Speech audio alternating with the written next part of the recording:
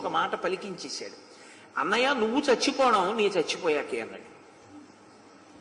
ఇది యథాలాపంగా అన్నా కూడా సోదర ప్రేమ ఉన్నవాడైతే రావణుడు కుంభకర్ణుడిని పంపకూడదు. ఎందుకంటే అది ధర్మయుద్ధం కాదు, రాజ్య ప్రయోజనం కోసం జరుగుతున్న యుద్ధం కాదు, ఎవరో దండెత్తి వస్తే జరుగుతున్న యుద్ధం కాదు. తాను కామమోహితుడై వేరొకరి భార్యని అపహరించి తీసుకొచ్చి తన అంతఃపురంలో బంధిస్తే ఆమె భర్త వచ్చి చేస్తున్న యుద్ధం.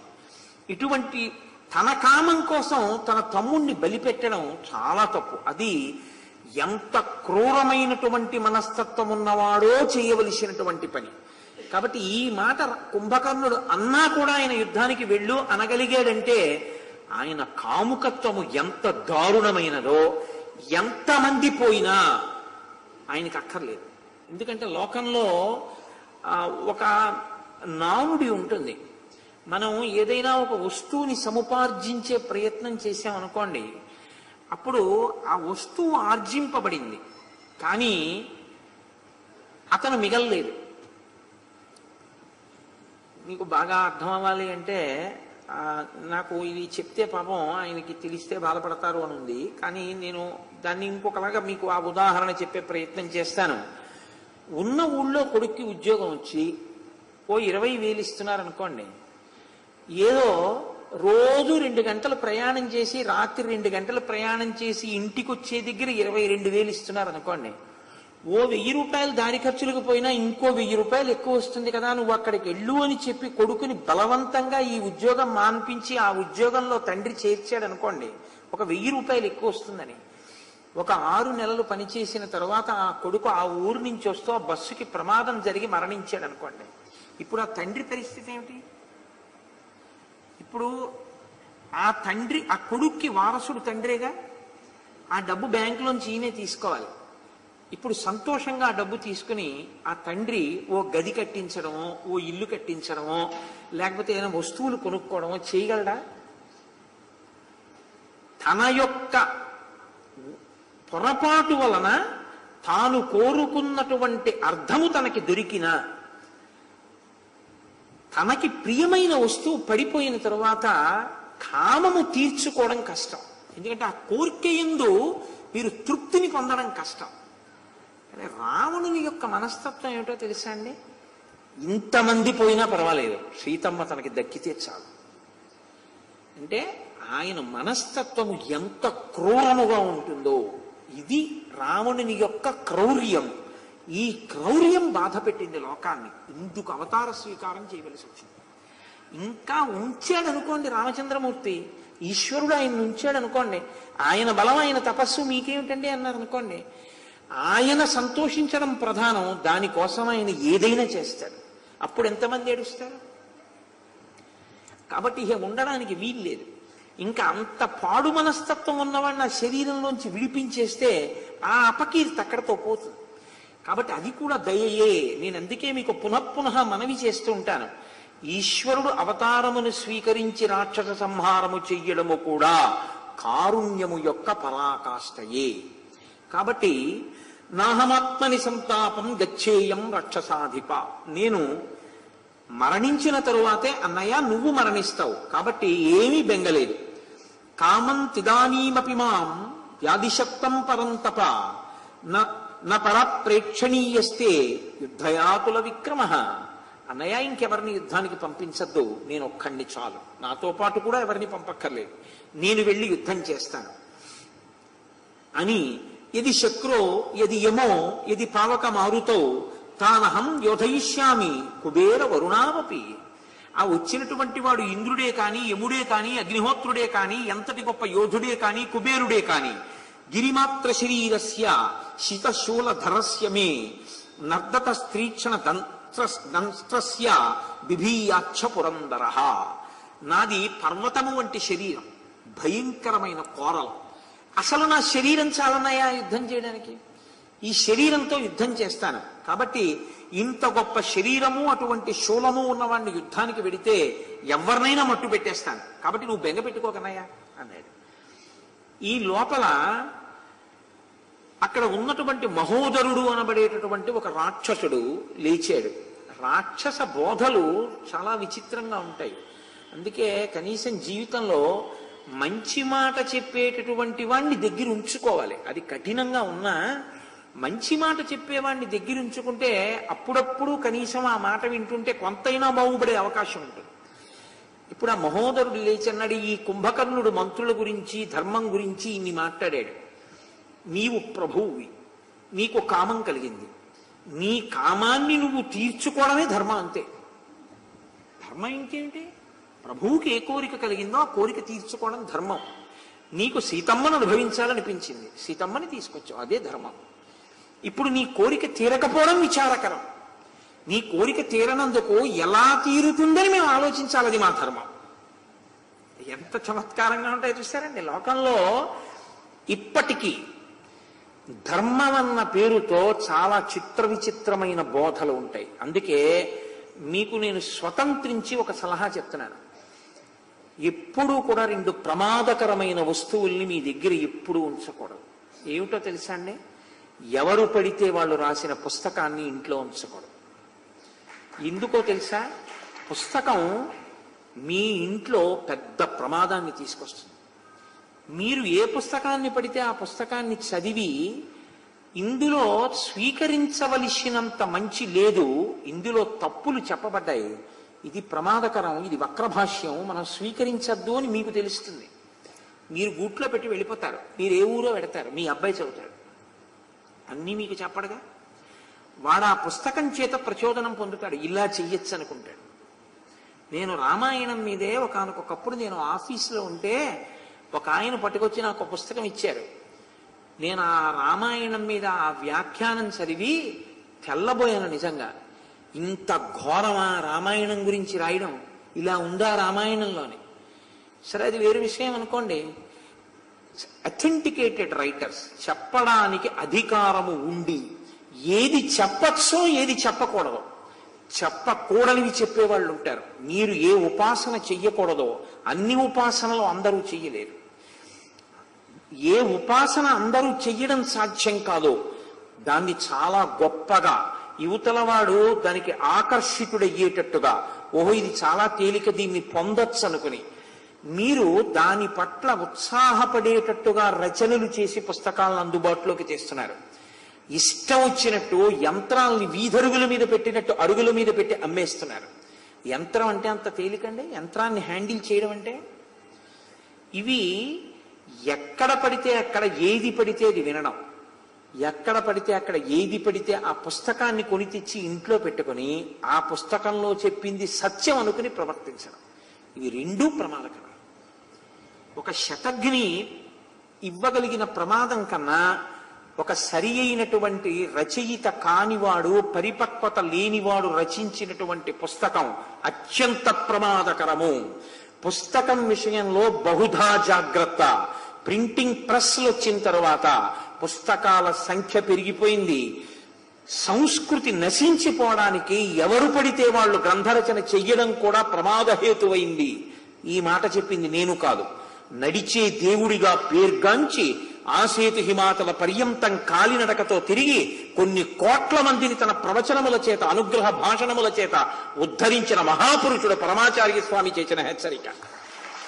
కాబట్టి చాలా జాగ్రత్తగా ఉండాలి బోధ విషయంలో. ఏది పడితే అది బోధిస్తే స్వీకరించకూడదు. బోధయే గ్రంథంలో ఉంటుంది, పరిణతి ఉన్నదా చూడవలసి ఉంటుంది ఆ బోధని, లేకపోతే ప్రమాదాన్ని తీసుకొస్తుంది. ఇదే మహోదరుడి బోధలో ఉండేటటువంటి తత్వం అలా ఉంటుంది. ఇప్పుడు నేను చెప్పిన మాటలు కొద్దిగా పరిపక్వత తక్కువ స్థాయిలో ఉన్నవాళ్ళు వింటే నిజమే, అది ధర్మమే కదా, ఆయన అడిగిన దాంట్లో అధర్మం ఏముంది అని అనిపించేటట్టుగా అంత దగ్గరగా ఉంటుంది ధర్మానికి. కానీ అసలు మూలం మాత్రం ధర్మానికి అసలు దగ్గరగా ఉండదు. దాన్ని మీరు ఎంత చిలవల పొలవలు చేస్తే మాత్రం శవానికి చేసిన అలంకారంలా ఉంటుంది. శవానికి ఎంత అలంకారం చేస్తే మాత్రం ఉపయోగమే ఉంటుంది, శవాన్ని ఎంత జాగ్రత్తగా చూస్తే మాత్రం ఉపయోగమే ఉంటుంది. అది భయకారకమే, భీతికారకమే. చాలా అందంగా అలంకారం చేసి శవాన్ని అక్కడ పెట్టినా ఎవరు వెళ్ళి పడుకుంటారు దాని పక్కన? ఎవరు పడుకోరు. కాబట్టి అందుకే హరినామస్తుతి చేయు కావ్యము సువర్ణాంభోజి హంసావళి సురుచి భ్రాజితమై మానస సరస్ఫూర్తిని విలుంగొందు అంటారు పోతన గారు. ఏది భగవన్నామాన్ని భగవద్వైభవాన్ని చెప్పగలవో అవి రాజహంసలు తిరిగేటటువంటి మానస సరోవరాలు. కాబట్టి చక్కగా ఒక భాగవతం, పెద్దలు చేసినటువంటి వ్యాఖ్యానాలు, అటువంటి పుస్తకాలు మీరు తీసుకోండి. అటువంటి పుస్తకాలు మీ ఇంట్లో ఉంచుకోండి. ప్రశ్న వెయ్యడం, జిజ్ఞాసువై వినడం చాలా అందంగా ఉంటుంది. నేను ఇప్పుడు కూడా సాయంకాలం కూడా నేను సంధ్యావందనానికి వెళ్ళిపోయే ముందు మా గోపాలకృష్ణ గారితో అదే అంటున్నాను. నన్ను పిల్లలు అడిగిన ప్రశ్నలకి నేను ఎంత సంతోషించానో తెలుసా గోపాలకృష్ణ గారు? వాళ్ళు నన్ను అడిగిన ప్రశ్నలు చూడండి, వాళ్ళు ఎంత జాగ్రత్తగా విన్నారో, వాళ్ళు అనుష్ఠానంలోకి తెచ్చుకోవాలని ఎంత ప్రయత్నిస్తున్నారో వాళ్ళ ప్రశ్నల వల్ల తెలుస్తోంది. నాకు దీన్ని బట్టి ఏమర్థం అవుతోందంటే, మనం జాగ్రత్తగా చెప్పాలి కానీ వినడానికి పిల్లలు సిద్ధంగా ఉన్నారు. చెప్పకపోతే అది మన తప్పే తప్ప పిల్లల మీద వినరు అన్న మాట అనడానికి అవకాశం లేదని నాకు అర్థమవుతోంది అని నేను ఇందాక. కాబట్టి మహోదరుడు అంటాడు, దీనికి పెద్ద అల్లరేమిటి, మమ్మల్ని ఓ 15 మందినో 20 మందినో పంపించు, మేమందరం పెడతాం. రాముడు కొడతాడు మమ్మల్ని, మేము రాముడిని కొట్టాం. రామనామాంకితమైన బాణములు మాకు గుచ్చుకుంటాయి.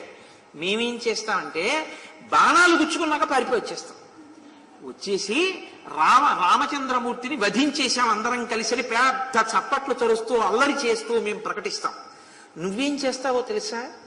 నిజంగా శత్రువు మరణించినప్పుడు ఏం చేస్తారో అది చెయ్యి.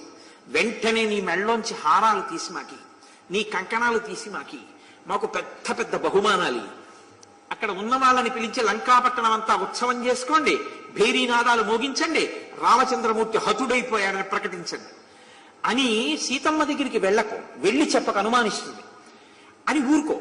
పెద్ద ఉత్సవం చేయించు లంకలో. ఇప్పుడు ఇది కర్ణాకర్ణిగా రాముడు మరణించాడని చెప్పుకోవడం మొదలు పెడతాడు. ఎందుకంటే అలా నిజంగా శత్రువు మరణిస్తే ఏం జరుగుతుందో అలా జరిగింది కాబట్టి. ఇప్పుడు ఇది సీతమ్మకి ఎడుతుంది. అప్పుడు సీతమ్మ ఏం చేస్తుందో తెలుసా? అసలు అనడానికి కూడా అసహ్యంగా ఉంటుంది నాకు. ఆయన ఇప్పుడు లేరు కాబట్టి నేను ఈ తప్పు చేస్తే తప్పు ఏమిటని ఆవిడ అలంకరించుకుని నీ పాన్పు చేరుతుంది. దానికి యుద్ధం ఏమిటి, కుంభకర్ణుడు వెళ్ళడం ఏమిటి, ఇదంతా ఏమిటి? కాబట్టి నేను చెప్పినట్టు చెయ్యి అంటాడు. అంటే కుంభకర్ణుడు అన్నాడు, ఇదిగో ఇలాంటి మంత్రుల వల్లే నువ్వు పాడయ్యావు, ఇలా చెప్పే వాళ్ళ వల్లే నీకు ఇబ్బందులు వచ్చాయి, కాబట్టి నీవు వీళ్ళని విడిచిపెట్టు. నేను యుద్ధానికి వెళ్ళి యుద్ధ భూమిలో నిలబడి యుద్ధం చేసి రామలక్ష్మణుల్ని నిహతుల్ని చేస్తాను అని ఆయన యుద్ధానికి బయలుదేరాడు. ఆయన యుద్ధానికి బయలుదేరుతుంటే ఆయనకి మంచి మంచి కుండలములు చెవులకు పెట్టాడు రావణాసురుడు లేచి. ఆయనకి ఒక చక్కటి కిరీటం పెట్టాడు, ఆయనకి మెడలో మంచి మంచి హారములు వేశాడు, ఆయనకి మంచి ఉత్తరీయం వేశాడు. ఎందుకు ఇవన్నీ? శవానికి అలంకారం చేసే అవకాశం లేదు. ఎందుకంటే కుంభకర్ణుని యొక్క శవం ఇంకా లంకకి రాలేదు, ఆ శరీరం పడిపోయింది సముద్రంలో. శవానికి చేయవలసిన అలంకారం ముందు చేసేస్తున్నాడు అన్నగారు. హాయిగా ఎక్కడో నిద్రపోతున్న వాడిని లేపి యుద్ధానికి పంపి తన కామానికి బలి చేస్తున్నాడు. క్రౌర్యము అన్న మాటకి పరాకాష్ట, రాక్షసత్వమునకు పరాకాష్టయే రావణాసురుడు. కాబట్టి ఇప్పుడు ఆ కుంభకర్ణుడు యుద్ధానికి బయలుదేరి పెద్ద పెద్ద అడుగులు వేసుకుంటూ ఆ ప్రాకారం నుంచి యుద్ధ భూమిలోకి ప్రవేశించాడు. ఇప్పటి వరకు యుద్ధం చేయడంలో చాలా చాలా గొప్పవాళ్లుగా ప్రఖ్యాతి వహించి పెద్ద పెద్ద రాక్షస యోధుల్ని నిర్జించారు. ఎవరు? నీలుడి వంటి వారు. నిన్నను మీరు చూశారు, రావణాసురుడంతటి వాడి కిరీటం మీద కూడా చిన్న కోతి రూపంలో ఎగిరాడేనే, అంతటి బలవంతులు. ఇప్పుడు నలం, నీలం, గవాక్షంచ, కుముదంచ, మహాబలం ఎటువంటి వాళ్ళు? నలుడంటే ఏకంగా 100 యోజనముల సముద్రానికి సేతువు కట్టినవాడు. నీలుడంటే వానర సైన్యానికి సర్వసైన్యాధిపతి. ఇంకా గవాక్షుడు ఎటువంటి వాడు? గొప్ప వానర యోధుడు. కుముదుడు అంతటి వానర యోధుడు. వీళ్ళు ఒక్కొక్క దిక్కులో ఉన్నటువంటి ద్వారాలకి యుద్ధం చేయడం కోసమని రామచంద్రమూర్తి పనుపున నియోగింపబడినటువంటి యోధులు. వీళ్ళు పారిపోవడం మొదలుపెట్టారు. సర్వసైన్యాధిపతి యుద్ధం చేయలేదు, కుంభకర్ణుడిని చూసి పారిపోతున్నాడు. వీళ్లే పారిపోతే ఇంకా వానరులు ఎవరు నిలబడతారు? వానరులు అందరూ కూడా పారిపోవడం మొదలుపెట్టారు. ఇప్పుడు ఉన్నటువంటి వాళ్ళు ఎవరుంటారో యుద్ధ భూమిలో ఇప్పటికే చెట్లు చామలు శిలలు శిఖరాలు పట్టుకుని ఉన్నవాళ్ళు తస్య గాత్రేషు పతిత భిద్యంతే శతశ శిలాః పాదపాః పుష్పితాగ్రాశ్చ భగ్నాః పేతుర్ం మహీతలే.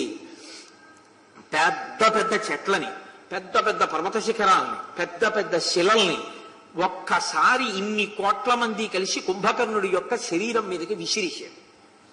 అవన్నీ ఈయన శరీరానికి తగిలి చూర్ణములై కింద పడిపోయాయి, ముక్కలైపోయాయి. ఆయనకి మాత్రం ఏమీ అవలేదు. ఆయన అలా యుద్ధం చేస్తున్నాడు.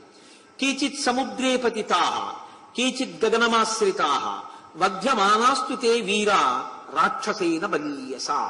కొంతమంది సముద్రంలోకి దూకిశారు. అసలు ఈ తర్వాత బతికితే బతుకుతాం, ముందు దూకేద్దామని. అంటే ఆ తొందర అలా ఉంది. ఇంకా సేతువు మీద వెళ్ళడానికి ఇంతమందికి చోట్లేదు కాబట్టి ముందు బతికితే బతుకుతాం, వాడు చేయి చాపు పట్టుకుంటాడేమో అని సముద్రంలో దూకారు. కీచిత్ గగనమాశ్రితాః, కొంతమంది ఆకాశంలోకి ఎగిరిపోయారు. వధ్యమానాస్తుతే వీరా రాక్షసైన బలీయస, బలవంతుడైన కుంభకర్ణుడి చేతిలో మరణిస్తామేమోనని వీళ్ళందరూ ఈ రకంగా పారిపోతున్నారు. అప్పుడు అంగదుడు పెద్ద పెద్ద కేకలు వేసి, ధర్మయుద్ధంలో శత్రువుతో యుద్ధం చేసి ప్రాణాలు పోయినా పర్వాలేదు కానీ వెన్నిచ్చి పారిపోవడం ఏం సమంజసం? మీరు వానర యోధులు, ఇప్పటి వరకు అవిక్ర పరాక్రమంతో యుద్ధం చేసిన వాళ్ళు, మనందరం కలిసి యుద్ధం చేస్తే ఈ కుంభకర్ణుడు మన ఏం చేయగలడు, కాబట్టి రండి యుద్ధానికి అన్నాడు. మళ్ళీ ఈయన మాటల చేత ప్రచోదనం పొందినటువంటి వానరులందరూ యుద్ధ భూమిలోకి వచ్చారు. కృతం న కదనం ఘోరం కుంభకర్ణేన రక్షస న స్థాన కాలో గచ్చామో దయితం జీవితం హినః. ఆయన అన్నాడు, మీరు రాక్షసుడైన కుంభకర్ణుడు యుద్ధంలో మమ్మల్ని ఘోరంగా మర్దించాడు. ఇప్పటికే ముందున్న వాళ్ళందరినీ ఇంతలా మర్దించాడు. నువ్వు ఎన్ని నీతులైనా చెప్తావు, యుద్ధంలో నిలబడండి మీరు యోధులు వీరులు అని. కానీ మేము వచ్చి యుద్ధం చెయ్యడానికి ఆయన మమ్మల్ని మర్దించి తినేస్తుంటే మేము యుద్ధం ఏం చేస్తాం? కాబట్టి నస్థాన కాలో గచ్చామో, ఇప్పుడు మేము ఉండవలసినటువంటి కాలము కాదు దేశము కాదు, మేము విడిచిపెట్టి వెళ్ళిపోతున్నాం. దయితం జీవితం హినః, బతికుంటే బలిశాకు తినచ్చు అని వానరులందరూ పారిపోవడం మొదలుపెట్టారు. పారిపోతుంటే ఉన్న వానరుల్ని మిగిలినటువంటి నాయకులందరూ కలిసి సుగ్రీవుడు వెళ్లి ఆజ్ఞాపించి తీసుకొచ్చి వాళ్ళందరితోటి చెట్లతో వాళ్ళ దగ్గర ఉన్నటువంటి శిఖరాలతో యుద్ధాన్ని నడిపిస్తున్నటువంటి సమయంలో ఈయన గుప్పిడేసి అంటే ఒక 25-30 మంది వానర యోధుల్ని పట్టుకుని తీసుకుని నోట్లో పడేసుకుంటున్నాడు. నోట్లో పడేసుకున్నవాడు ఇంతమంది వానరుల్ని చూసి ఆనందపడిపోయి మనం నవిలితే సమయం పడుతుంది కొంత, ఇంతమందిని నవలడం ఎందుకు, చప్పరించేద్దామని చెప్పి వాళ్ళ నోట్లో పడేసుకుని ఒకసారి ఇలా అని మింగేస్తున్నాడు. ఆయన మింగేస్తే వీళ్ళు ఆయన ముక్కు కన్నాల్లోంచి చెవుల్లోంచి బయటికి దూకేస్తున్నారు. అసలు మీరు ఎంత ఆశ్చర్యకరమైన యుద్ధమో ఒకసారి ఆలోచన చేయండి. అటువంటి పర్వతాకారుడు అనమాట. అంటే 30 మంది వానరులు ఒకసారి లోపలికి వెళ్ళి ఇటుపక్క నుంచి కొందరు, ఇటుపక్క నుంచి కొందరు ఇక్కడ దాకా వెళ్ళి మళ్ళీ ఇలా ముక్కుల్లోంచి దూకియచ్చు. అంటే అంతంత పెద్ద పెద్ద ముక్కు కన్నాలు, అంతంత చెవి కన్నాలు, వాటిలోకి వెళ్లే దారులు అంతంత కన్నాలు. ముక్కు నోటి ఈ కంఠం నుంచి చెవి దగ్గరికి వెళ్ళడానికి ఉన్న కన్నాలే 30 మంది వెళ్ళడానికి వీలుగా ఉంటే ఆ శరీరం ఎంత ఉంటుందండి? కాబట్టి ఒక స్థితిలో రామలక్ష్మణులు, సుగ్రీవుడు, అంగదుడు అందరూ కలిసి అన్నారు, ఈయన ఏం చెయ్యగలడు? పర్వతాకారులం మనందరం, కాబట్టి ఇంతమంది కలిసి ఎగిరి ఒక్కసారి కుంభకర్ణుడి శరీరం మీదకి ఎక్కేయండి, బరువుకి కింద పడిపోతాడన్నారు. ఇంతమంది ఎగిరి కుంభకర్ణుడి శరీరం మీదకి ఎక్కారు. ఎక్కితే ఆయన ఏం చేశాడంటే ఇలా అన్నాడు, ఒళ్ళు దులిపాడు, అందరూ కింద పడిపోయారు. అంత బలం ఆయన శరీరం అటువంటిది, ఆ బలం అటువంటిది. అసలు శ్రీరామాయణంలో కుంభకర్ణుడి గురించి చదివితే ఆశ్చర్యంగా ఉంటుంది. అంత మహాబలవంతుడు. అటువంటి వాడు అంగదుడు వెళ్ళి ఆయన్ని ఒక్కసారి అరిచేత్తో ఒక్క దెబ్బ కొట్టాడు. కానీ అంగదుడు కొట్టిన దెబ్బకి మాత్రం కదిలి మూర్ఛపోయినంత స్థితిని పొందాడు. మళ్ళీ ఆయన లేచి పిడికిలితో అంగదుడిని ఒక్క గుద్దు గుద్దాడు. అది ఎడమ పిడికిలితో గుద్దితే అంగదుడు యుద్ధభూమిలో బోర్లా పడి మూర్ఛపోయాడు. ఆ తర్వాత ఆయన పట్టుకున్నటువంటి శూలం 1000 బారువుల బరువు ఉంటుంది. ఇనప శూలం 1000 బారువుల బరువు. ఆయన శూలం పెట్టి ఇలా ఇలా కొడుతూ ఉంటే ఊరిరిగింపు వెళ్లే ముందు రోడ్డు తుడుస్తారు పెద్ద చీపురు పెట్టి, అలా ఆ దెబ్బకు పడిపోతున్నారు కొన్ని వేల మంది అటు. అది తీసి ఇలా కొడుతుంటే ఎక్కడి వాళ్ళక్కడ ఈగల పడిపోయినట్టు పడిపోవడమే. ఆ శూలం పెట్టి మర్దిస్తూ వెడుతున్నాడు. వస్తుంటే ఆయనకి కొంచెం ఇబ్బందికరంగా అనిపించింది. ఎందుకంటే దృష్టి పెట్టలేకపోతున్నాడు. ఆ ముక్కుల్లో దురద పెట్టి చెవుల్లో దురద పెడుతోంది. అందుకని ఇలా కాదు, ఇక నుంచి నవిలేస్తానని నవిలి మింగేశాడు. ఆ నవిలి మింగేస్తుండడంలో కొన్ని లక్షల వానరములు తెగటారిపోయాయి ఆ రోజు యుద్ధంలో.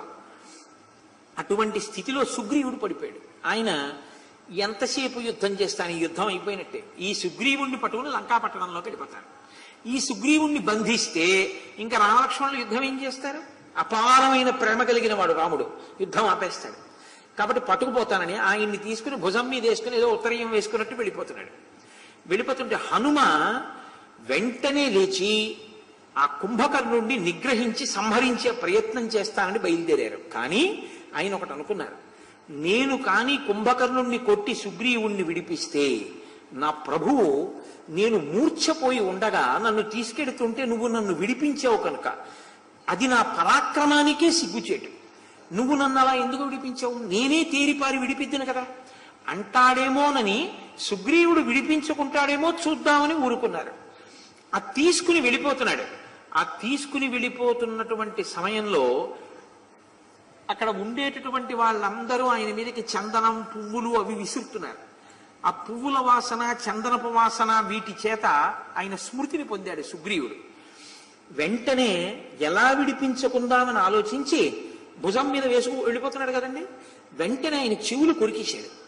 ఆ చెవులు కొరికేసేటప్పటికి ఆయనకి ఇబ్బంది కలిగి కింద పారేశాడు. కింద పారేయగానే ఒక్క ఎగిరి రామచంద్రమూర్తి దగ్గరికి వెళ్ళిపోయి, అమ్మో రామ, వజ్రుడు కుంభకర్ణుడు సామాన్యుడు కాడు అని చాలా జాగ్రత్తగా నీవు నిగ్రహించవలసిందే ఈ కుంభకర్ణుడిని. ఆయన మళ్ళీ యుద్ధానికి వచ్చాడు. వచ్చి వృషభుడు అనబడేటటువంటి ఒక గొప్ప వానర యోధుణ్ణి ఇలా చేత్తో పట్టుకుని చిక్కించుకుని తన బాహువుల మధ్యలో పెట్టుకుని ఇలా ఓ నొక్కాడు. నొక్కేటప్పటికి ఇంత భయంకర రూపుడు వానరశ్రేష్ఠుడైనటువంటి వాడు ఉక్కిరి బిక్కిరైపోయి శరీరంలో ఉన్న రంధ్రాల అన్నిటి నుంచి నెత్తురోడిపోయాడు. ఆయన్ని కింద పారేశాడు. తర్వాత ముష్టిఘాతంతో శరభుణ్ణి కొట్టాడు, మోకాలతో తన్నాడు, గవాక్షుణ్ణి గుద్దాడు, గంధమాదనుణ్ణి పాదాలతో తన్నాడు. ఆ నోటిలో అనేక మంది వానరుల్ని వేసేసుకుంటున్నాడు. ఈ స్థితిలో ఎక్కడ రాముడు అని అడిగాడు. నేనే రాముడు అని రామచంద్రమూర్తి, నీవు నా కంట పడిన తరువాత ఇంకా వెనక్కి వెళ్ళడం ఉండదు అన్నాడు. ఆ రామచంద్రమూర్తి మీద యుద్ధం చేసి ఆయన్ని సంహరించాలనేటటువంటి కోరికతో గబగబా ఆయన మీదకి పరిగెత్తుకొస్తున్నాడు. వచ్చి ఆయన మీదకి తన చేతిలో ఉన్న శూలాన్ని విసిరాడు. గాలిలోనే ఆ శూలాన్ని ముక్కలు చేశారు రామచంద్రమూర్తి. తర్వాత రెండు చేతులు చాపి మీద పడుతున్న వాణ్ణి వాయవ్యమాదాయ తతో వరాస్త్రం రామ ప్రచిక్షేప నిశాచరాయ సముద్గరం తేన జఘాన బాహుం సకృత్వ బాహుస్తుములం ననాద. వాయవ్యాస్త్రాన్ని ప్రయోగించి ఒక చేతిని భుజం దాకా నరికేశారు. ఆ చెయ్యి ఊడి కింద పడిపోతే ఆ చేతి కింద పడి కొన్ని వేల మంది వానరులు మడిచిపోయారు. ఇప్పుడు ఆయన మిగిలినటువంటి ఒకే ఒక చేత్తో సాలవృక్షాన్ని ఒక దాన్ని పెకలించి అది పట్టుకుని రాముడి మీదకి వస్తున్నాడు. సతస్య బాహుం సహసాల వృక్షం సముద్యతం పన్నగ భోగ కల్పం ఐంద్రాస్తయుక్తేన జగాన రామో బాణేన జంబూ నదచిత్రితేన. ఐంద్రాస్త్రాన్ని ప్రయోగించి బంగారపు చుక్కలతో కలిగినటువంటి ఆ బాణాన్ని విడిచిపెట్టి ఆ రెండో చేతిని కూడా నరికేశారు. రెండు చేతులు నరకపడి పర్వతానికి ఏరులు ప్రవహిస్తున్నట్టుగా నెత్తులు వరదల కింద కారుతున్నా ఆయన గబగబా పరిగెత్తుకుంటూ రాముడి మీదకి వచ్చారు. తం చిన్న బాహుం సమవేక్ష రామ సమాపతంతం సహసానదంతం ద్వార్ధచంద్రౌ నిశితౌ ప్రగృహ్య చిచ్చేత పాదౌ యుధిరాక్షసస్య. అర్ధచంద్రాకారపు బాణములను రెండింటిని సంధించి ఒకేసారి విడిచిపెట్టి రెండు పాదములు నరికేశారు. రెండు పాదములు నరికేసి ఇప్పుడు వాడి అయినటువంటి మొనలో కలిగినటువంటి బాణాన్ని కుంభకర్ణుడి యొక్క ముఖమంతా గుచ్చుకునేటట్టుగా వేసేశారు. వాడి అయిన ఐంద్రాస్త్రాన్ని చేత్తో పట్టుకుని దాన్ని రామచంద్రమూర్తి వింటినారికి సంధించి ఆకర్ణాంతము లాగి ఆ కుంభకర్ణుడి యొక్క గుండెల మీద ప్రయోగించారు. సతన్మహాపర్వత కూట సన్నిభం వివృత్తదంస్త్రం చలచారు కుండలం చకర్త రక్షోధిపతి శిరస్తథా యథైవ వృత్రస్య పురాపురందరః. ఆ ప్రయోగింపబడినటువంటి అస్త్రం ఆ రాక్షసుని యొక్క గుండెల పైన ఈ కంఠం కలిసేటటువంటి ప్రదేశం దగ్గరికి వచ్చి తగలగానే ఆ తల ఊడిపోయి ఆ యుద్ధ భూమిలో పడిపోయింది. తల లేనటువంటి శరీరం మాత్రం ఒక్కసారి విరిగిన చెట్టు పడిపోయినట్టుగా సముద్రంలో పడిపోయింది. తల ఒక్కటి యుద్ధ భూమిలో పడిపోయింది. కుంభకర్ణుడు మరణించాడు అన్న వార్త లంకాపట్టణంలోకి వెళ్ళింది. వానరులందరూ పరమోత్సాహంగా, ఇంత భయంకరమైనటువంటి రావణుని తమ్ముడు కుంభకర్ణుడు, వీళ్ళిద్దరే కదండి జయ విజయులు శాపవశాత్తు వచ్చిన వారు. లోకకంటకులైనటువంటి వారిలో ఒకడు మడిసిపోయాడు. ఇప్పుడు ఋషులు, దేవతలు, గంధర్వులు, వానరులు అందరూ పెద్ద పండగే చేసుకున్నారు. రావణుడు ఈ వార్త విన్నాడు. రాజ్యేన నాస్తి మే కార్యం కిం కరిష్యామి సీతయా కుంభకర్ణ విహీనస్య జీవితే నాస్తి మే రతిః. కుంభకర్ణుడు లేనప్పుడు నాకు సీతమ్మ వశురాలైనా ఉపయోగమే ఉంది, కుంభకర్ణుడు లేని జీవితమే నాకు లేదు. నా అనుంగు తమ్ముణ్ణి పోగొట్టుకున్న తర్వాత నేను క్షణకాలం బ్రతకనన్నాడు. ఉత్తిది అలా అంటూ ఉంటాడు. తదిదం మాం అనుప్రాప్తం విభీషణ వచశుభం యత జ్ఞానాన్మయా తస్య నగృహీతం మహాత్మనః. ఇంతకు ముందు దీశాలి అయినటువంటి విభీషణుడు నాకు మంచి మాటలు చెప్పాడు, సీతమ్మనిచ్చెయ్యని. నేను వినలేదు. ఆ తమ్ముడు వెళ్ళిపోయాడు. ఈ తమ్ముడు నిద్రపోతున్న వాణ్ణి లేపి తమ్ముడు చెప్పిన పని చెయ్యన్నయ్యా అని చెప్పినా వినకుండా పంపించాను. ఈ తమ్ముడు తెగటారిపోయాడు. విభీషణవచో యావత్ కుంభకర్ణ ప్రహస్తయో వినాశోయం సముత్పన్నో మాం వ్రిడయతి దారుణః. విభీషణుని మాట వినకపోవడం వల్ల నా కుడి చెయ్యి లాంటి కుంభకర్ణుడు, అంత ఆప్తుడైన ప్రహస్తుడు, ఇతరమైనటువంటి యోధులు అందరూ మరణించారు. విభీషణుని మాట విననందుకు నేను సిగ్గుపడుతున్నాను అనుకున్నాడు. తస్యాయాం కర్మణ ప్రాప్తో విపాకో మమ శోకదః యన్మయా ధర్మిక శ్రీమాన్ స నిరస్తో విభీషణః. నా మేలు కోరి మంచి మాటలు చెప్పినటువంటి విభీషణుడి యొక్క మాటలు వినని ఫలితమే నేను అనుభవిస్తున్నాను అనుకున్నాడు. అలా అంటాడు. కానీ ఇంత జరిగింది కదా అని ఇప్పటికైనా మనిషి మాత్రం మారడం. మిగిలిన వానర యోధులు కొందరిని పిలిచాడు. వాళ్ళని వెళ్ళి ఆ రామలక్ష్మణులతో ఆ వానర సైన్యంతో యుద్ధం చెయ్యమని పంపించాడు. అంగదుని చేత నరాంతకుడు, హనుమ చేతిలో త్రిశిరుడు, నీలుని చేతిలో మహోధరుడు, వృషభుని చేతిలో మహాపార్శ్వుడు అనబడేటటువంటి రాక్షసులు ఒక్కొక్కరు మరణించారు. మరణించిన తరువాత అతికాయుడు అనబడేటటువంటి ఒక భయంకరమైనటువంటి రాక్షసుడు యుద్ధభూమిలోకి ప్రవేశించాడు. ఆయన్ని చూసి మళ్ళీ ఇంకో కుంభకర్ణుడే వచ్చాడు అనుకున్నారు అక్కడ ఉన్నటువంటి వానరులందరూ. ఎవరి ఈయన అని అడిగాడు విభీషణుని రామచంద్రమూర్తి. అప్పుడు ఆయన చెప్పాడు, యస్య బాహూ సమాశ్రిత్య లంకావసతి నిర్భయ తనయం ధాన్యమాలిన్యాః అతికాయమిమం విదుః ఏతేనారాధితో బ్రహ్మ తపసా భవితాత్మన అస్త్రాణి చాప్యవాప్తాని రిపవశ్చ పరాజితాః సురాసురైరవధ్యత్వం దత్తమస్మై స్వయంభువాః ఏతచ్చ కవచం దివ్యం రథశ్చైషోర్కభాస్వరః వజ్రం విష్టంభితం ఏన బాణైరింద్రస్య ధీమతః పాశః సలిలరాజస్య రణే ప్రతిహతస్తథా. ఈయన రావణాసురుని యొక్క కుమారుడు, చాలా గొప్ప తపస్సు చేసినటువంటి వాడు, బ్రహ్మగారి దగ్గర వరాలు పొందినటువంటి వాడు, సురాసురుల చేత సంహరింపబడినటువంటి వాడు. ఇంద్రుని యొక్క వజ్రము, పశ్చిమ దిక్కున జలములకు అధిదేవతగా ఉండేటటువంటి వరుణుని యొక్క పాశము కూడా ఈయన మీద పని చెయ్యలేదు. అటువంటి మహాయోధుడు కాబట్టి రామ ఇతనిని జాగ్రత్తగా నిగ్రహించవలసి ఉంటుంది. ఇప్పుడు కుముదుడు, దివిదుడు, మైందుడు, నీలుడు, శరభుడు మున్నగు వారు పర్వత శిఖరములవి పట్టుకుని ఆయన మీద ఒక్కసారి యుద్ధానికి వెళ్ళారు. అటువంటి రాక్షసుడు చాలా భయంకరమైన యుద్ధం చేస్తుంటే ఆయన్ని నిగ్రహించవలసి వచ్చి లక్ష్మణమూర్తి ఎదురుగుండా వెళ్ళారు. ఆ లక్ష్మణమూర్తిని చూసినటువంటి ఆ రాక్షసుడు చాలా క్రుద్ధుడై మాట్లాడాడు. అధాతికాయ కుపితో దృష్ట్వా లక్ష్మణముద్ధితం ఆదాయ నిశితం బాణం ఇదం వచనమబ్రవీత్ బాలస్త్వమసి సౌమిత్రే విక్రమేశ్వ విచక్షణః గచ్చం కిం కామసుదృశం మాం యోధయితుమిచ్చసి నహి మద్బాహు సృష్టానాం అస్త్రాణాం హిమవానపి సోడుం ఉత్సాహతే వేగం అంతరిక్షమధోమహి సుఖ ప్రసుప్తం కాలాగ్నిం నిబోధయితుమిచ్చసి న్యస్య చాపం నివర్తస్య మా ప్రాణాన్ జహి మద్గతః. అతికాయుడు లక్ష్మణుడితో అన్నాడు, నువ్వు చాలా బాలుడివి, చిన్నవాడివి, నీకు నాతో యుద్ధం ఏమిటి? నువ్వు బ్రతకాలనుకుంటే ఆ ధనుర్బాణములను అక్కడ పెట్టి తిరిగి వెళ్ళిపోవు. నేను కాని బాణప్రయోగం ప్రారంభిస్తే హిమవత్ పర్వతము, ఈ భూమండలము, మేరు పర్వతము కూడా నా ముందు నిలబడవు, అంతరిక్షము కూడా క్షోభిస్తుంది. కాబట్టి అటువంటి యుద్ధం నాతో చెయ్యలేవు, వెళ్ళిపోమన్నాడు. ఇటువంటి ప్రగల్భాలు పలకక్కర్లేదు, నిలబడగలిగితే నాతో యుద్ధం చేయమని లక్ష్మణస్వామి బ్రహ్మాస్త్ర ప్రయోగం చేసి ఆ వచ్చినటువంటి అతికాయుడు అనబడేటటువంటి రాక్షసుణ్ణి సంహరించారు. తన కొడుకు మరణించాడు అని రావణుడు ఘోరంగా ఏడిచాడు. ఏడుస్తాడు కానీ ఆయనేమి తన మనసు మార్చుకునేటటువంటి అవకాశం ఉండదు. అటువంటి సమయంలో తోడపుట్టినవాడు మరణించాడు, కన్నవాడు మరణించాడు.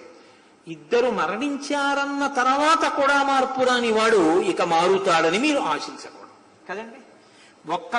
ఒక్కొక్కళ్ళని సమిధల కింద వేసేస్తున్నాడంతే ఆ యుద్ధంలో. ఇప్పుడు ఇంద్రజిత్ వచ్చాడు. ఆ ఇంద్రజిత్తుతో అన్నాడు, నీ మీదే నా ఆశలు, నువ్వు తప్పకుండా ఈ యుద్ధంలో నాకు విజయాన్ని సాధించి పెట్టాలి. నాన్నగారు మీరేమి బెంగ పెట్టుకోకండి, నేను వెళ్ళి ఆ వానరులందరినీ నిగ్రహించి రామలక్ష్మణ సంహారం చేస్తానని ఇంద్రజిత్ బయలుదేరాడు.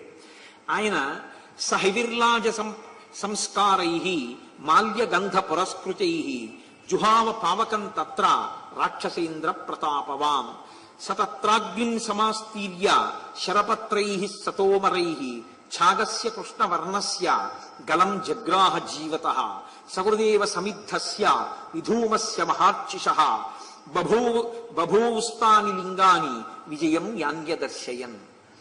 ఆయన అభిచార హోమం చేస్తూ ఉంటాడు.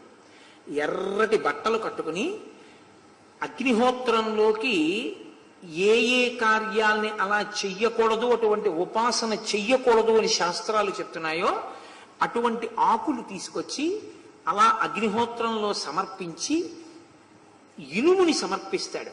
సమర్పించి ఒక నల్ల మేకను ఒకదాన్ని బతికున్న దాన్ని కంఠంతో పట్టుకుని పైకెత్తి బ్రహ్మాస్త్ర మంత్రాన్ని ఆవాహన చేస్తూ అగ్నిలో సమర్పిస్తాడు. అంతకన్నా దాని గురించి పెద్ద వివరణలు అనవసరమైనది. అభిచార హోమాలు అవి చాలా అత్యంత ప్రమాదకరమైనటువంటి ఉపాసనలు. అగ్నిహోత్రుడు దానిని స్వీకరించి ఇంద్రజిత్తుకి విజయము కలుగుతుంది అన్న సూచనలను ఇచ్చాడు. వెంటనే ఆ బ్రహ్మాస్త్రము చేత తన రథాన్ని, సారథిని, తన ధనస్సుని అన్నింటినీ అభిమంత్రించాడు. అభిమంత్రించి రథంలోకి ప్రవేశించాడు. సభావకం పావక దీప్త తేజ హుత్వా మహేంద్ర ప్రతిమ ప్రభావ సచాప బాణా శిరధాశ్వసూత ఖేంతగ్ధతేత్మాన మచింత్య రూప.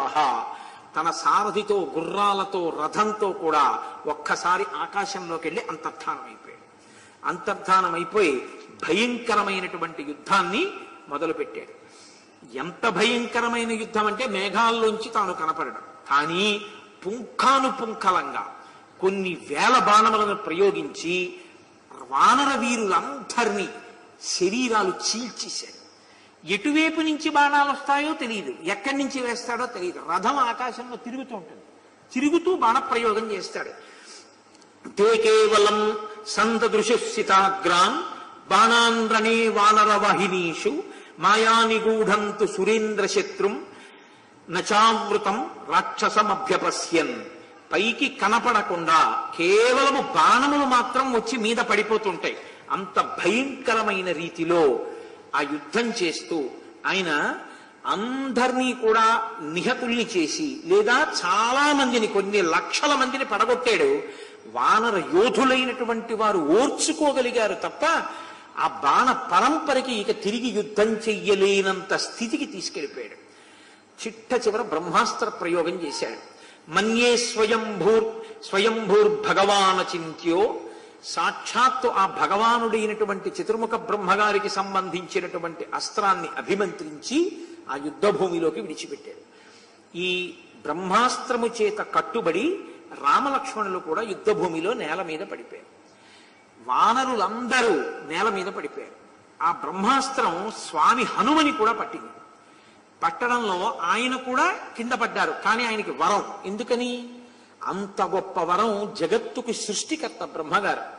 ఆయన పేరుతో ఉన్నటువంటి అస్త్రానికి కాసేపైనా కట్టుపడకపోతే దానికి గౌరవం ఉండదని ఆయన కట్టుపడతాడంతే. వెంటనే విడిచిపెట్టేసి ఇప్పుడు యుద్ధ భూమిలో ఉన్న వాళ్ళిద్దరే. ఇంద్రజిత్ యొక్క మాయాయుద్ధం తెలుసున్నవాడు ఒక్క విభీషణుడు. ఇంద్రజిత్ వేసిన బ్రహ్మాస్త్రపు బంధనం నుంచి తప్పుకోగలిగిన వారు హనుమ. వీళ్ళిద్దరూ తప్ప ఇంకెవ్వరూ లేరు.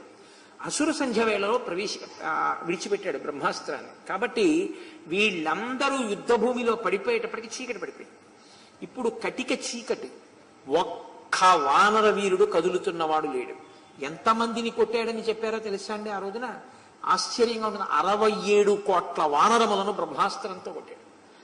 ఇంతమంది పడిపోయి ఉన్నారు.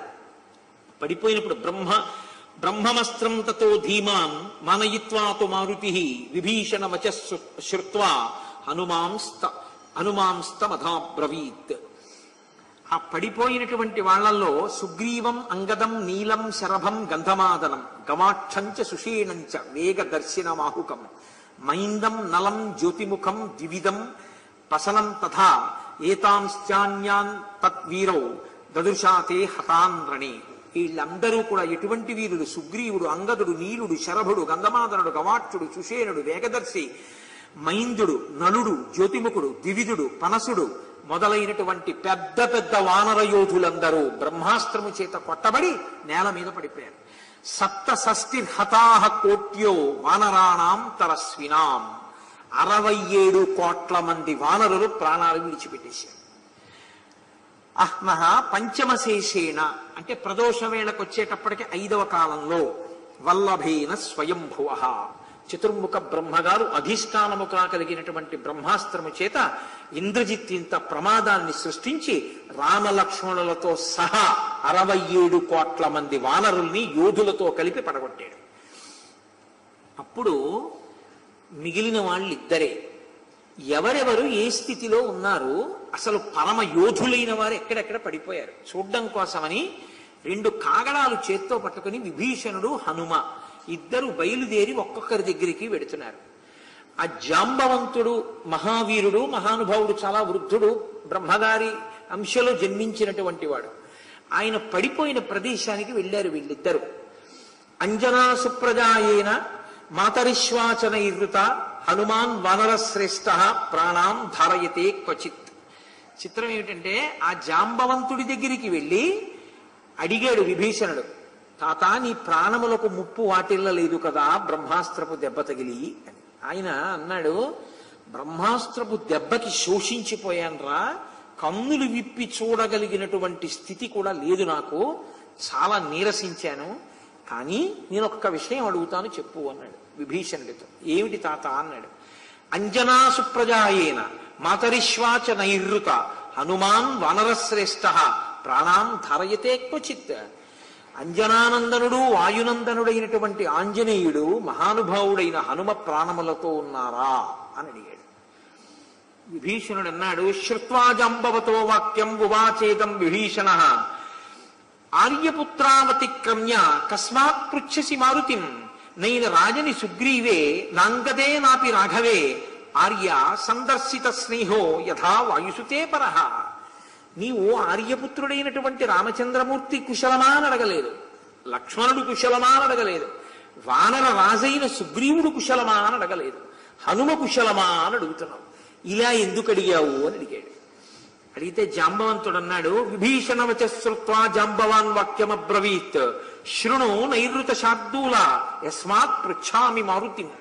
నేను ఎందుకు మారుతి, హనుమ, ఆంజనేయుడు, వాయుపుత్రుడు, పవన సూతి జీవించి ఉన్నాడా అని అడిగానో కారణం చెప్తాను, బాగా విను అన్నాడు. తస్మిన్ జీవతి వీరేతు హతమప్యహతం బలం హనుమద్యుజ్జిత ప్రాణే జీవంతోపి వయం హతాః. హనుమ బ్రతికి ఉండి ఈ మొత్తం సైన్యం మరణిస్తే, హనుమ ఒక్కరుంటే అందరం బతుకుతాం, అందరం బతికి ఉండి హనుమ పడిపోతే అందరం చచ్చిపోతాం. కాబట్టి హనుమ ఒక్కరు ఉంటే చాలు, ఉన్నారా అని నేను అందుకు అడిగాను. ధరతే మారుతిస్తాత మారుత ప్రతిమో యది వైశ్వానర సమో వీర్యే జీవితాశా తతో భవేత్. ఆయన మహానుభావుడు, ఆ మారుతి, ఆ హనుమ సాక్షాత్తుగా అగ్ని యొక్క తేజస్సు ఎటువంటిదో ఆయన యొక్క తేజస్సు అటువంటిది. ఈ మాటలు వినగానే ఇంకొకడైతే ఇంతమంది పడిపోయారు, నేనింత గొప్పవాణ్ణి, నా గురించి అలా మాట్లాడుతున్నాడు జాంబవంతుడని గుండెలు బారజాపుతాడు. హనుమ ఆయన పాదములు పట్టుకుని నమస్కరించి తతో వృద్ధం ఉపాగమ్య నియమేనాభ్యవాదయత్. నియమేనాభ్యవాదయత్ అంటే నియమంతో అభివాదము. తాత, ఈ హనుమ నిన్ను కుశలం అడుగుచున్నాడు, నమస్కరించుచున్నాడు అని చెప్తే అభివాదం. అభివాదం చేస్తూ ఆయన పాదములు పట్టుకుని నమస్కరించాడు. ఎవరికి? పడిపోయిన ఆయనకి పడకుండా నిలబడగలిగిన వాడు. ఇది హనుమ యొక్క వినయం అంటే. అందుకే ఎవరు హనుమ పాదములు పట్టుకుంటారో అటువంటి వాళ్ళందరికీ ఆ వినయం వస్తుంది. గృహ్య జాంబవత పాదౌ హనుమాన్ మారుతాత్మజ. ఆ జాంబవంతుడి పాదములు పట్టుకుని హనుమ ఈ మాటలు చెప్పి ఆయనకి నమస్కరించారు. జాంబవంతుడు అన్నాడు, ఆగచ్చ హరిషాద్దూలా వానరాం స్త్రాతుమర్హసి నాణ్యో విక్రమ పర్యాప్త త్వమేషాం పరమః సఖా హిమవంతం నగశ్రేష్టం హనుమన్ గంతుమర్హసి తత కాంచనమత్యుచ్చం వృషభం పర్వతోత్తమం మృత సంజీవనీంచైవ విశల్యకరణీమపి సావర్ణ్యకరణీంచైవ సంధానకరణీం తథా. నాయనా, ఇప్పుడు నువ్వే ఈ వానర జాతిని, రామలక్ష్మణుల్ని, సుగ్రీవుణ్ణి అందరినీ బ్రతికించగలిగిన వాడివి. నువ్వు తప్ప మార్గం లేదు. నువ్వు వెంటనే ఇక్కడి నుంచి బయలుదేరి ఉత్తర దిక్కున కైలాస పర్వతం చేరాలి. చీకటి పడిపోయింది, బ్రహ్మాస్త్ర బంధనానికి పడిపోయారు. అందులో 67 కోట్ల మంది మృత్యువుని పొందారు. ఇంకా మిగిలిన కొన్ని కోట్ల మంది శరీరంలో బాణపు ములుకులున్నాయి. కొన్ని కోట్ల మందికి విరిగిపోయే ఎముకలు, కొన్ని కోట్ల మంది రంగు మారిపోయి ఉన్నారు. అంతకు ముందే యుద్ధం చేసినటువంటి వాళ్ళల్లో చనిపోయినటువంటి వాళ్ళ శవాలన్నీ లంకలో పడున్నాయి, వానరులవి. రావణుడు మాత్రం మరణించినటువంటి రాక్షసుల యొక్క శవాలు ఉండనిచ్చేవాడు కాదు. భయపడతారు, ఇంతమంది చచ్చిపోయారని తెలుసుకుని యుద్ధానికి వెళ్ళారని ఏ రోజు శవాల్ని ఆ రోజు సముద్రంలో కల్పించేశాడు. కాబట్టి యుద్ధ భూమిలో మిగిలిన శవాలన్నీ ఒక్క వానరుల శవాలే ఉన్నాయి. కాబట్టి నాయన, నువ్వు ఎక్కడ లంకా పట్టణం? దక్షిణ దిక్కున 100 యోజనముల సముద్రమును దాటి వెడితే కాంచన లెక్క. ఎక్కడ? కైలాస పర్వతం. ఉత్తర దిక్కున హిమాలయ పర్వతాలు దాటిపోయిన తర్వాత కైలాస పర్వతం. ఆ కైలాస పర్వతానికి, వృషభము అన్న పర్వతానికి మధ్యలో ఓషధీ పర్వతం. నువ్వు ఆ ఓషధీ పర్వతం దగ్గరికి వెళ్ళాలి. మృత సంజీవని, విశల్యకరణి, సావర్ణకరణి, సంధానకరణి అని 4 ఓషధులు. ఆ 4 ఓషధుల్ని ఆ పర్వతం మీద వెతికి పట్టరావాలి. వాటి వాసన తగిలితే చనిపోయిన వాళ్ళు లేస్తారు. విశల్యకరణి, బాణపు ములుకులు లోపలుండిపోయిన వాళ్ళకి బాణపు ములుకులు ఊడిపడిపోయి స్వస్థత పొందుతారు. సంధానకరణి, ఎముకలు విరిగిపోయిన వాళ్ళ ఎముకలు అంటుకుంటాయి. సావర్ణకరణి, రంగు మారిపోయి మరణానికి సిద్ధంగా ఉన్న వాళ్ళు మళ్ళీ తేజస్సు పొందుతారు. ఆ 4 ఓషధులు పట్టమన్నారు. అంతే. మాట ఒకటే ఇంకా వినపడింది. మహానుభావుడు ఎగిరి త్రికూటాచలం మీదకి వెళ్ళి అక్కడి నుంచి మలయ పర్వతం మీదకి ఎగిరి, మలయ పర్వతం నుంచి ఒక్కసారి ఆ పర్వత శిఖరములు కింద పడిపోయేటట్టుగా ఎగిరి ఆకాశ మార్గంలో వెళ్లి కైలాస పర్వతం దగ్గరికి వెళ్ళిపోయారంతే. కన్ను మూసి కన్ను తెరిచేంతలో వెళ్ళిపోయారు. అది హనుమ యొక్క వేగం అంటే. అందుకే హనుమని నమ్మిన వాడికి ఎన్నడూ ఏ ఇబ్బంది ఉండదు, కాపాడి తీరుతారు మహానుభావుడు.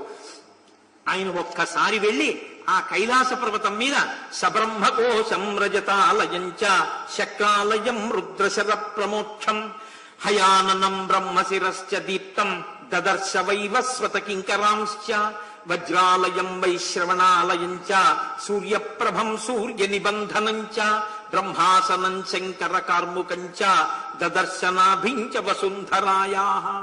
ఆ కైలాస పర్వతం మీద బ్రహ్మగారు నివసించే ప్రదేశం కైలాస పర్వతం, ఇంద్రుడు నివసించే ప్రదేశం, శివుడు విలాసంగా అప్పుడప్పుడు సరదాకి బాణములను ప్రయోగించేటటువంటి ప్రదేశం, ఈశ్వరుడి చేత బ్రహ్మగారి యొక్క 5వ తల ఖండింపబడి కింద పడేసినటువంటి ప్రదేశం, బ్రహ్మ ఇంద్రుడికి వజ్రాయుధాన్ని ఇచ్చినటువంటి ప్రదేశం, కుబేరుని యొక్క నిలయం, సూర్య కాంతిని తగ్గించడానికి, ఒరిపిరి పట్టడానికి విశ్వకర్మ సూర్యబింబాన్ని పట్టుకుని బంధించి నిలబెట్టినటువంటి ప్రదేశం, దర్శనం ఇవ్వడం కోసమని దేవతలకి దర్శనం ఇచ్చేటప్పుడు బ్రహ్మగారు వచ్చి కూర్చునేటటువంటి ఆసనం ఉన్నటువంటి ప్రదేశం, శంకరుడు విలాసంగా తన ధనస్సుని నిలబెట్టేటటువంటి ప్రదేశం, పాతాళంలోకి ప్రవేశించడానికి ఉన్నటువంటి బిలద్వారం ఉన్న ప్రదేశం, వీటన్నిటినీ చూసి కైలాస పర్వతానికి పక్కన ఉన్నటువంటి కాంచన పర్వతానికి, వృషభ పర్వతానికి మధ్యలో ఉన్న ఓషధీ పర్వతం దగ్గరికి వెళ్ళారు.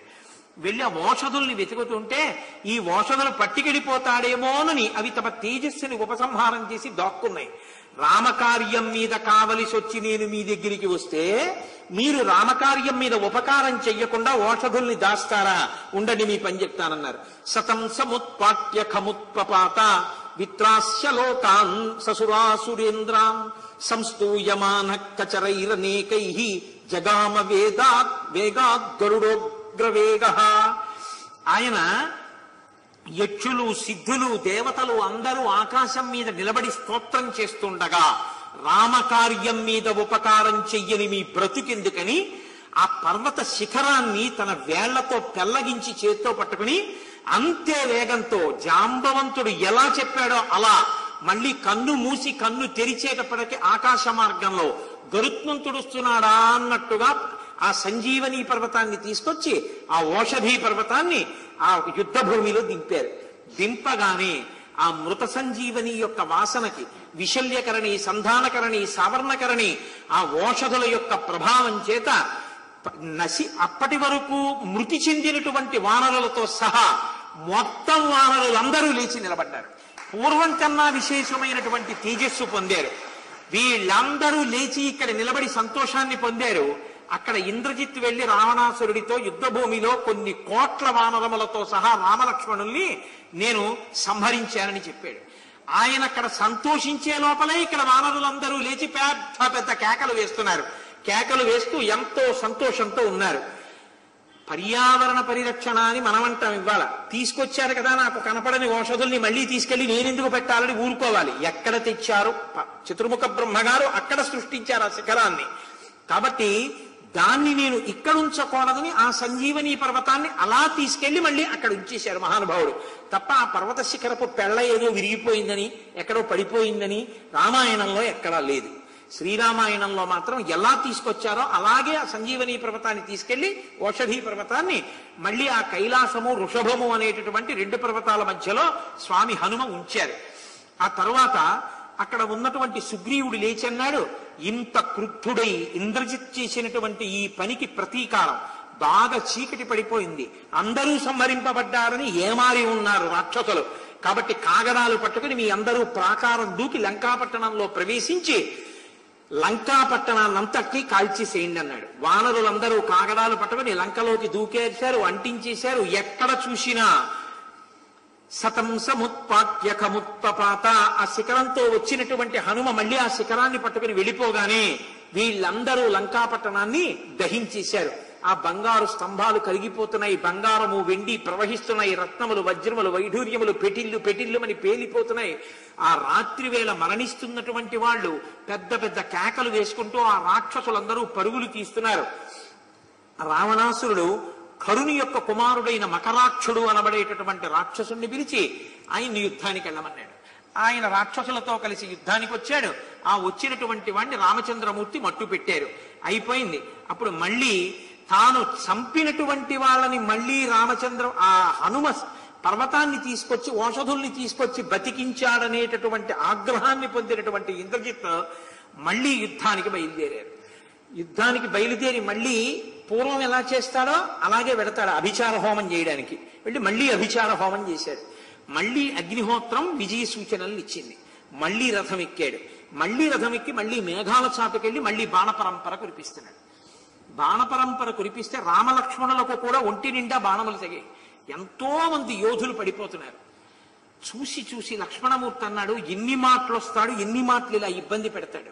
ఎప్పుడూ అధర్మ యుద్ధమే, ఎప్పుడూ మాయా యుద్ధమే. కంటికి కనపడడు, మేఘాల చాటు నుంచి యుద్ధం చేస్తున్నాడు. కాబట్టి ఈసారి ఓర్చనన్నయ్య బ్రహ్మాస్త్రాన్ని ప్రయోగించి ఇంద్రజిత్తుని సంహరిస్తానన్నారు. అంటే రామచంద్రమూర్తి అన్నారు, అయుధ్యమానం ప్రచ్ఛన్నం ప్రాంజలిం శరణాగతం పలాయంతం ప్రమత్తం వా నత్వం హంతుమిహార్హసి. ఆయుధం చేతిలో పట్టుకొని వాణ్ణి, కంటికి ఎదురుగుండా కనపడుతూ యుద్ధం చెయ్యని వాణ్ణి, అంజలి ఘటించిన వాణ్ణి, శరణాగతి చేసిన వాణ్ణి, పలాయన మంత్రం పఠిస్తూ పారిపోతున్న వాణ్ణి చంపకూడదు. కాబట్టి మన కంటికి ఎదురుగుండా కనపడి యుద్ధం చెయ్యట్లేదు, ప్రచ్ఛన్నంగా యుద్ధం చేసేవాణ్ణి సంహరించే అధికారం మనకి లేదు. కాబట్టి లక్ష్మణ, మనం ధర్మానికి కట్టుబడాలి. కానీ ఇవాళ ఇంద్రజిత్తు మాత్రం ఇంటికి వెళ్ళడానికి వీలు లేదు. ఓర్చుకుంటూ బహుపరాకుగా చూసి ఎటువైపు నుంచి బాణములను ప్రయోగిస్తున్నాడో ఆ బాణములను ఆకాశంలోనే విరగ్గొడుతూ మేఘనాథుడు ఎక్కడున్నాడో చూసి అటు బాణప్రయోగం చేసి ఇంద్రజిత్తుని సంహరిద్దాం అన్నాడు. ఈ మాటలు విన్నాడు ఇంద్రజిత్తు. రామలక్ష్మణులు చాలా పరాకుగా ఉన్నారు, ఇప్పుడు యుద్ధం చేస్తే చాలా ప్రమాదం, వీళ్ళ బుద్ధి యందు మోహాన్ని పుట్టించాలి, వీళ్ళందరూ ఏమరపాటు చెందాలి, ఏమరపాటు చెందిన తరువాత మళ్ళీ నేను మేఘాల్లో నిలబడి వీళ్ళందరినీ సంహరిస్తాను, వీళ్ళ బుద్ధికి వైక్లభ్యం కల్పించాలని లంకలోకి వెళ్ళిపోయాడు. లంకలోకి వెళ్ళిపోయి మళ్లీ రథమెక్కి యుద్ధానికి వచ్చాడు.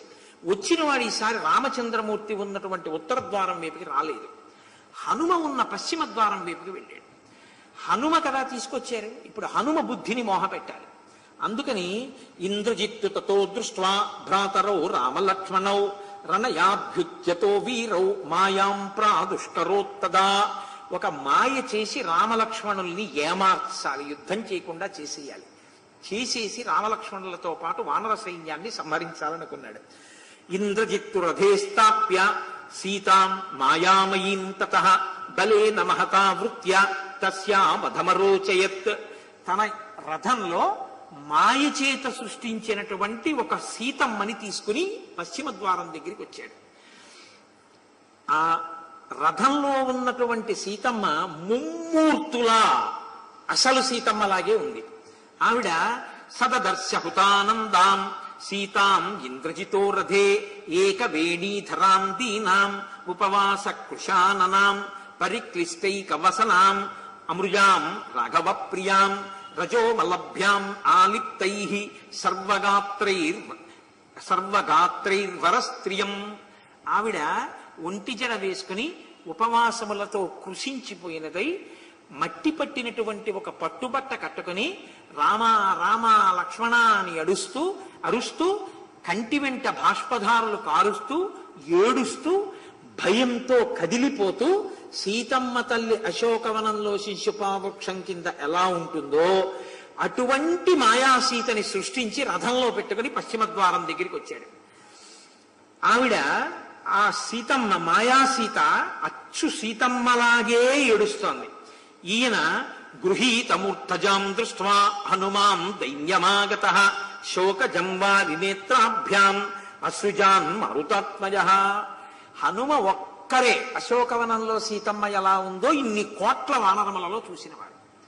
సీతమ్మని అలా ఉంటే సీతమ్మ కాదా గుర్తుపట్టి చెప్పగలిగిన వారు హనుమ ఒక్కరే. హనుమ బుద్ధిని కాని ఇప్పుడు మోహ పెడితే ఈవిడే సీతమ్మ అని హనుమ నమ్మితే సీతమ్మని తాను మాయాసీతని చంపేస్తే ఆ సీతమ్మ తలని మొండాన్ని హనుమ చూస్తే ఆయన కాని రాముడితో చెప్తే రాముడు కూడా నమ్మి కుప్పకూలిపోతాడు. రాముడు కూలిపోతే లక్ష్మణుడు కూలిపోతాడు. వాళ్ళ బుద్ధి యందు మోహం వస్తుంది. రామ లక్ష్మణ హనుమల యొక్క బుద్ధిలో మోహం పుట్టి యుద్ధం చేయడం మానేస్తే ఇప్పుడు ఇంకా పడగొట్టేయడం చాలా తేలిక. కాబట్టి ఆవిడని వచ్చినటువంటి వాడు గృహీతమూర్ధజాం దృష్ట్వా ఆవిడ జుత్తు పట్టుకుని ఘోరంగా ఏడుస్తుంటే ఎడంచేత్తో జుత్తు పట్టుకుని రథంలో ఈడుస్తూ నిలబడ్డాడు. అది చూడగానే హనుమ యొక్క మనస్సు విచలితమైపోయింది. నా తల్లి సీతమ్మే, ఎంత దారుణం, ఆ తల్లి జుత్తు పట్టుకుని ఏడవడమా ఏడుస్తుంటే అని ఆయన ఇంకా చూడలేక కన్నుల వెంట బాష్పధారలు కారుస్తూ నా తల్లికి ఇంత ఆపద అని ఆ ఇంద్రజిత్తుని చూసి దురాత్మన్ ఆత్మనాశాయ కేశపక్షే పరామృషః బ్రహ్మర్షీణాం కులే జాతో రాక్షసీం యోనిమాశ్రితః ధిక్త్వాం పాప సమాచారం యస్య తే మతిరీదృశీ నృశంసానార్య దుర్వృత్త క్షుద్ర పాప పరాక్రమ అనార్యస్యేదృశం కర్మ ఘృణాతే నాస్తి నిర్ఘృణా. నువ్వు ఎంత తేజోవంతుడవైనా రాక్షసుడిగా జన్మించిన వాడివి కాబట్టి ఇంత నిర్దయతో ఇంత క్రూర కర్మని చెయ్యగలిగావు. నృశంసమైనటువంటి ప్రవర్తన కలిగినటువంటి వాడా, దుర్వృత్తుడా, క్షుద్రుడా, పాపకర్మ కలిగిన వాడా, ఒక స్త్రీని అలా హింసించడానికి నీకు సిగ్గులేదా అని అడుగుతున్నారు. ఈలోగా సుగ్రీవస్త్యంచ రామశ్చ ఇన్నిమిత్తం ఇహాగతాః తాం హనిష్యామి వైదేహీం అద్వైవ తవ పశ్యతః. ఆ ఇంద్రజిత్తు ఆ సుగ్రీవుడు రామలక్ష్మణులు అందరూ అటువైపు యుద్ధం చేస్తున్నారన్న విషయాన్ని చూసిన వాడై ఒక్కసారి హనుమ చూస్తుండగా ఆ మాయాసీత యొక్క కంఠాన్ని తన కత్తితో కోసేశాడు. కోసేసేటప్పటికి గిలగిల తన్నుకుంటూ ఆ రెండు శరీర భాగములు కింద పడిపోయాయి. కింద పడగానే చాలా వికృతమైనటువంటి ఆ ఏడుస్తూ వికృతమైనటువంటి నవ్వు నవ్వుతూ నేను సీతమ్మ తల్లిని సంహరించాను అన్నటువంటి క్రౌర్యంతో పెద్ద నవ్వు నవ్వుతూ అభిచార హోమంతో కూడినటువంటి నికుంభల అభిచార హోమం అంటారు. నికుంభిల అనేటటువంటి పేరు కలిగిన ఒక పెద్ద మర్రి చెట్టు, ఆ మర్రి చెట్టు కింద కూర్చుని చేస్తాడు హోమం. అక్కడికి వెళ్లి హోమం కాని చేసి లేచాడో ఇక ఇంద్రజిత్తుని ఆపడం సురాసురులకు కూడా సాధ్యం కాదు. ఇప్పుడు వీళ్ళ బుద్ధి వ్యామోహానికి గురైపోయింది. ఇప్పుడు సీతమ్మ మరణించింది అని ఏడుస్తాడు. ఇక యుద్ధం చేసే ఉద్దేశ్యంలో ఉండరు. ఈ ఖాళీ సమయంలో నేను నికుంభిల అభిచార హోమాన్ని పూర్తి చేసేస్తానని పెద్ద నవ్వు నవ్వుతూ, ఈ సీతమ్మ కోసమేగా మీ అందరూ యుద్ధానికి వచ్చింది, మా నాన్నగారికి దక్కని ఈ సీతమ్మని మీకు విడిచిపెడతానా, ఇక ఎవరి కోసం చేస్తారో యుద్ధం చెయ్యండి అని ఆవిడ కంఠం తరిగి శరీరాన్ని కింద పారేసి లోపలికి వెళ్ళిపోయాడు. కొంతసేపు యుద్ధం చేసే ప్రయత్నం చేశారు, కానీ హనుమ యొక్క స్వస్థత నిలబడలేదు. అంతటి మహానుభావుడు, మనోజవం మరుతతుల్య వేగం జితేంద్రియం బుద్ధిమతాం వరిష్టం. సీతమ్మ తల్లి మరణించిన తర్వాత ఈ యుద్ధం ఎందుకు అని యుద్ధం మానేశారు. మానేసి చాలా బాధపడుతూ వెళ్ళి రామచంద్రమూర్తితో చెప్పారు, రామా సీతమ్మని సంహరించాడు, ఆవిడ శరీరాన్ని అక్కడ పడేశాడు అని. ఇది వినగానే ధనస్సు పట్టుకున్న రామచంద్రమూర్తి మూర్ఛ పొంది నేల మీద పడిపోయారు. రాముడు పడిపోగానే లక్ష్మణుడు పడిపోయాడు, రామలక్ష్మణులు పడిపోగానే సుగ్రీవుడు పడిపోయాడు. ఇప్పుడు లక్ష్మణుడు అత్యంత శోకార్తితో చాలా బాధతో, ఎందుకు అసలు ఈ ధర్మం పట్టుకున్నావన్నయ్యా, ఏమిటి సాధించావు ధర్మం వల్ల, అధర్మం పట్టుకున్న రావణుడు విజయం సాధించాడు, నువ్వేం సాధించావని ఆర్తితో ఉద్వేగంతో ప్రశ్న వేస్తూ ఎంతో బాధతో ఉన్నటువంటి సమయంలో విభీషణుడు అక్కడికి వచ్చాడు. ఏం జరిగిందని మీ అందరు ఇలా పడిపోయారు అని అడిగాడు. అడిగితే అక్కడ ఉన్నటువంటి ఆ సుగ్రీవాదులు చెప్పారు, హనుమయే స్వయంగా చూశారు పడిపోవడం, ఆ సీతమ్మ తల్లిని సంహరించాడు ఇంద్రజిత్, ఆమె శరీరం పడిపోయింది, అది తెలిసి వచ్చి రామచంద్రమూర్తితో చెప్పాడు. కాబట్టి ఇక యుద్ధం చెయ్యలేక మేమందరం కింద పడిపోయామని చెప్పారు. చెప్తే విభీషణుడు అన్నాడు, ఇది ఒక్క నాటికి జరిగేటటువంటిది కాదు. ఎందుచేత అంటే నాకు మా అన్నయ్య యొక్క బుద్ధి బాగా తెలుసు. మనుజేంద్రాత్తరూపేణ యదుక్తంచ హనుమత తదయుక్తం మహం మన్యే సాగరస్యేవ శోషణం. ఈ సముద్రం అంతా ఎండిపోయింది అని నేనంటే మీరు నమ్మితే ఎంత అసత్యమో, హనుమ సీతమ్మ తల్లి మరణించింది అని చూసి నమ్మడం కూడా అంత అసత్యం. అంటే ఆవిడ సంహరింపబడిందని అనుకోవడం అంత అసత్యం. ఆవిడ సంహరింపబడదు. ఎందుకో తెలుసా? అభిప్రాయం తు జానామి రావణస్య దురాత్మనః సీతాం ప్రతి మహాబాహో నచఘాతం కరిష్యతి. మా అన్న రావణాసురుడికి సీతమ్మ తల్లి మీద ఉన్న కామం అటువంటిది. వాడు సీతమ్మని ఒక్క నాటికి చంపడు, ఇంద్రజిత్తు చంపడాన్ని అంగీకరించాడు. నాకు తెలుసు అసలు రహస్యం. నికుంభిలా హోమం చెయ్యడానికి వెళ్ళాడు ఇంద్రజిత్తు. అతను కాని హోమం చేసి లేచి రథం ఎక్కాడా, అగ్నిహోత్రంలోంచి వస్తుంది రథం, ఆ రథం మీద ఎక్కొస్తాడు. ఇక రథం ఎక్కి వచ్చిన తరువాత మనం జయం సాధించడం అన్నది అసంభవం రామా, మనం చెయ్యలేం. కానీ ఈ మాటలు చెప్తుంటేట నేను అందుకే చెప్పింది రామకథ నరుడి కథ అని. ఇంత చెప్తుంటే రాముడు పరాకుగా ఉన్నాడు.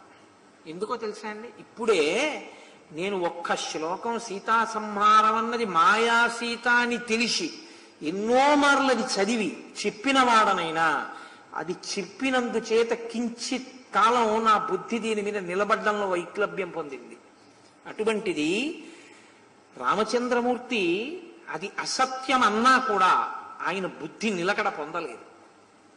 పరాకుగా ఉండి ఏం మాట్లాడావు ఇప్పుడు నువ్వు మళ్ళీ చెప్పు అన్నారు. అంటే ఎంత శోకార్తిని పొందారు, ఎంత పాపకార్యాన్ని ఇంద్రజిత్ చెయ్యగలడో, ఎంత అధర్మ యుద్ధం చేస్తాడో మీరు అర్థం చేసుకోవచ్చు.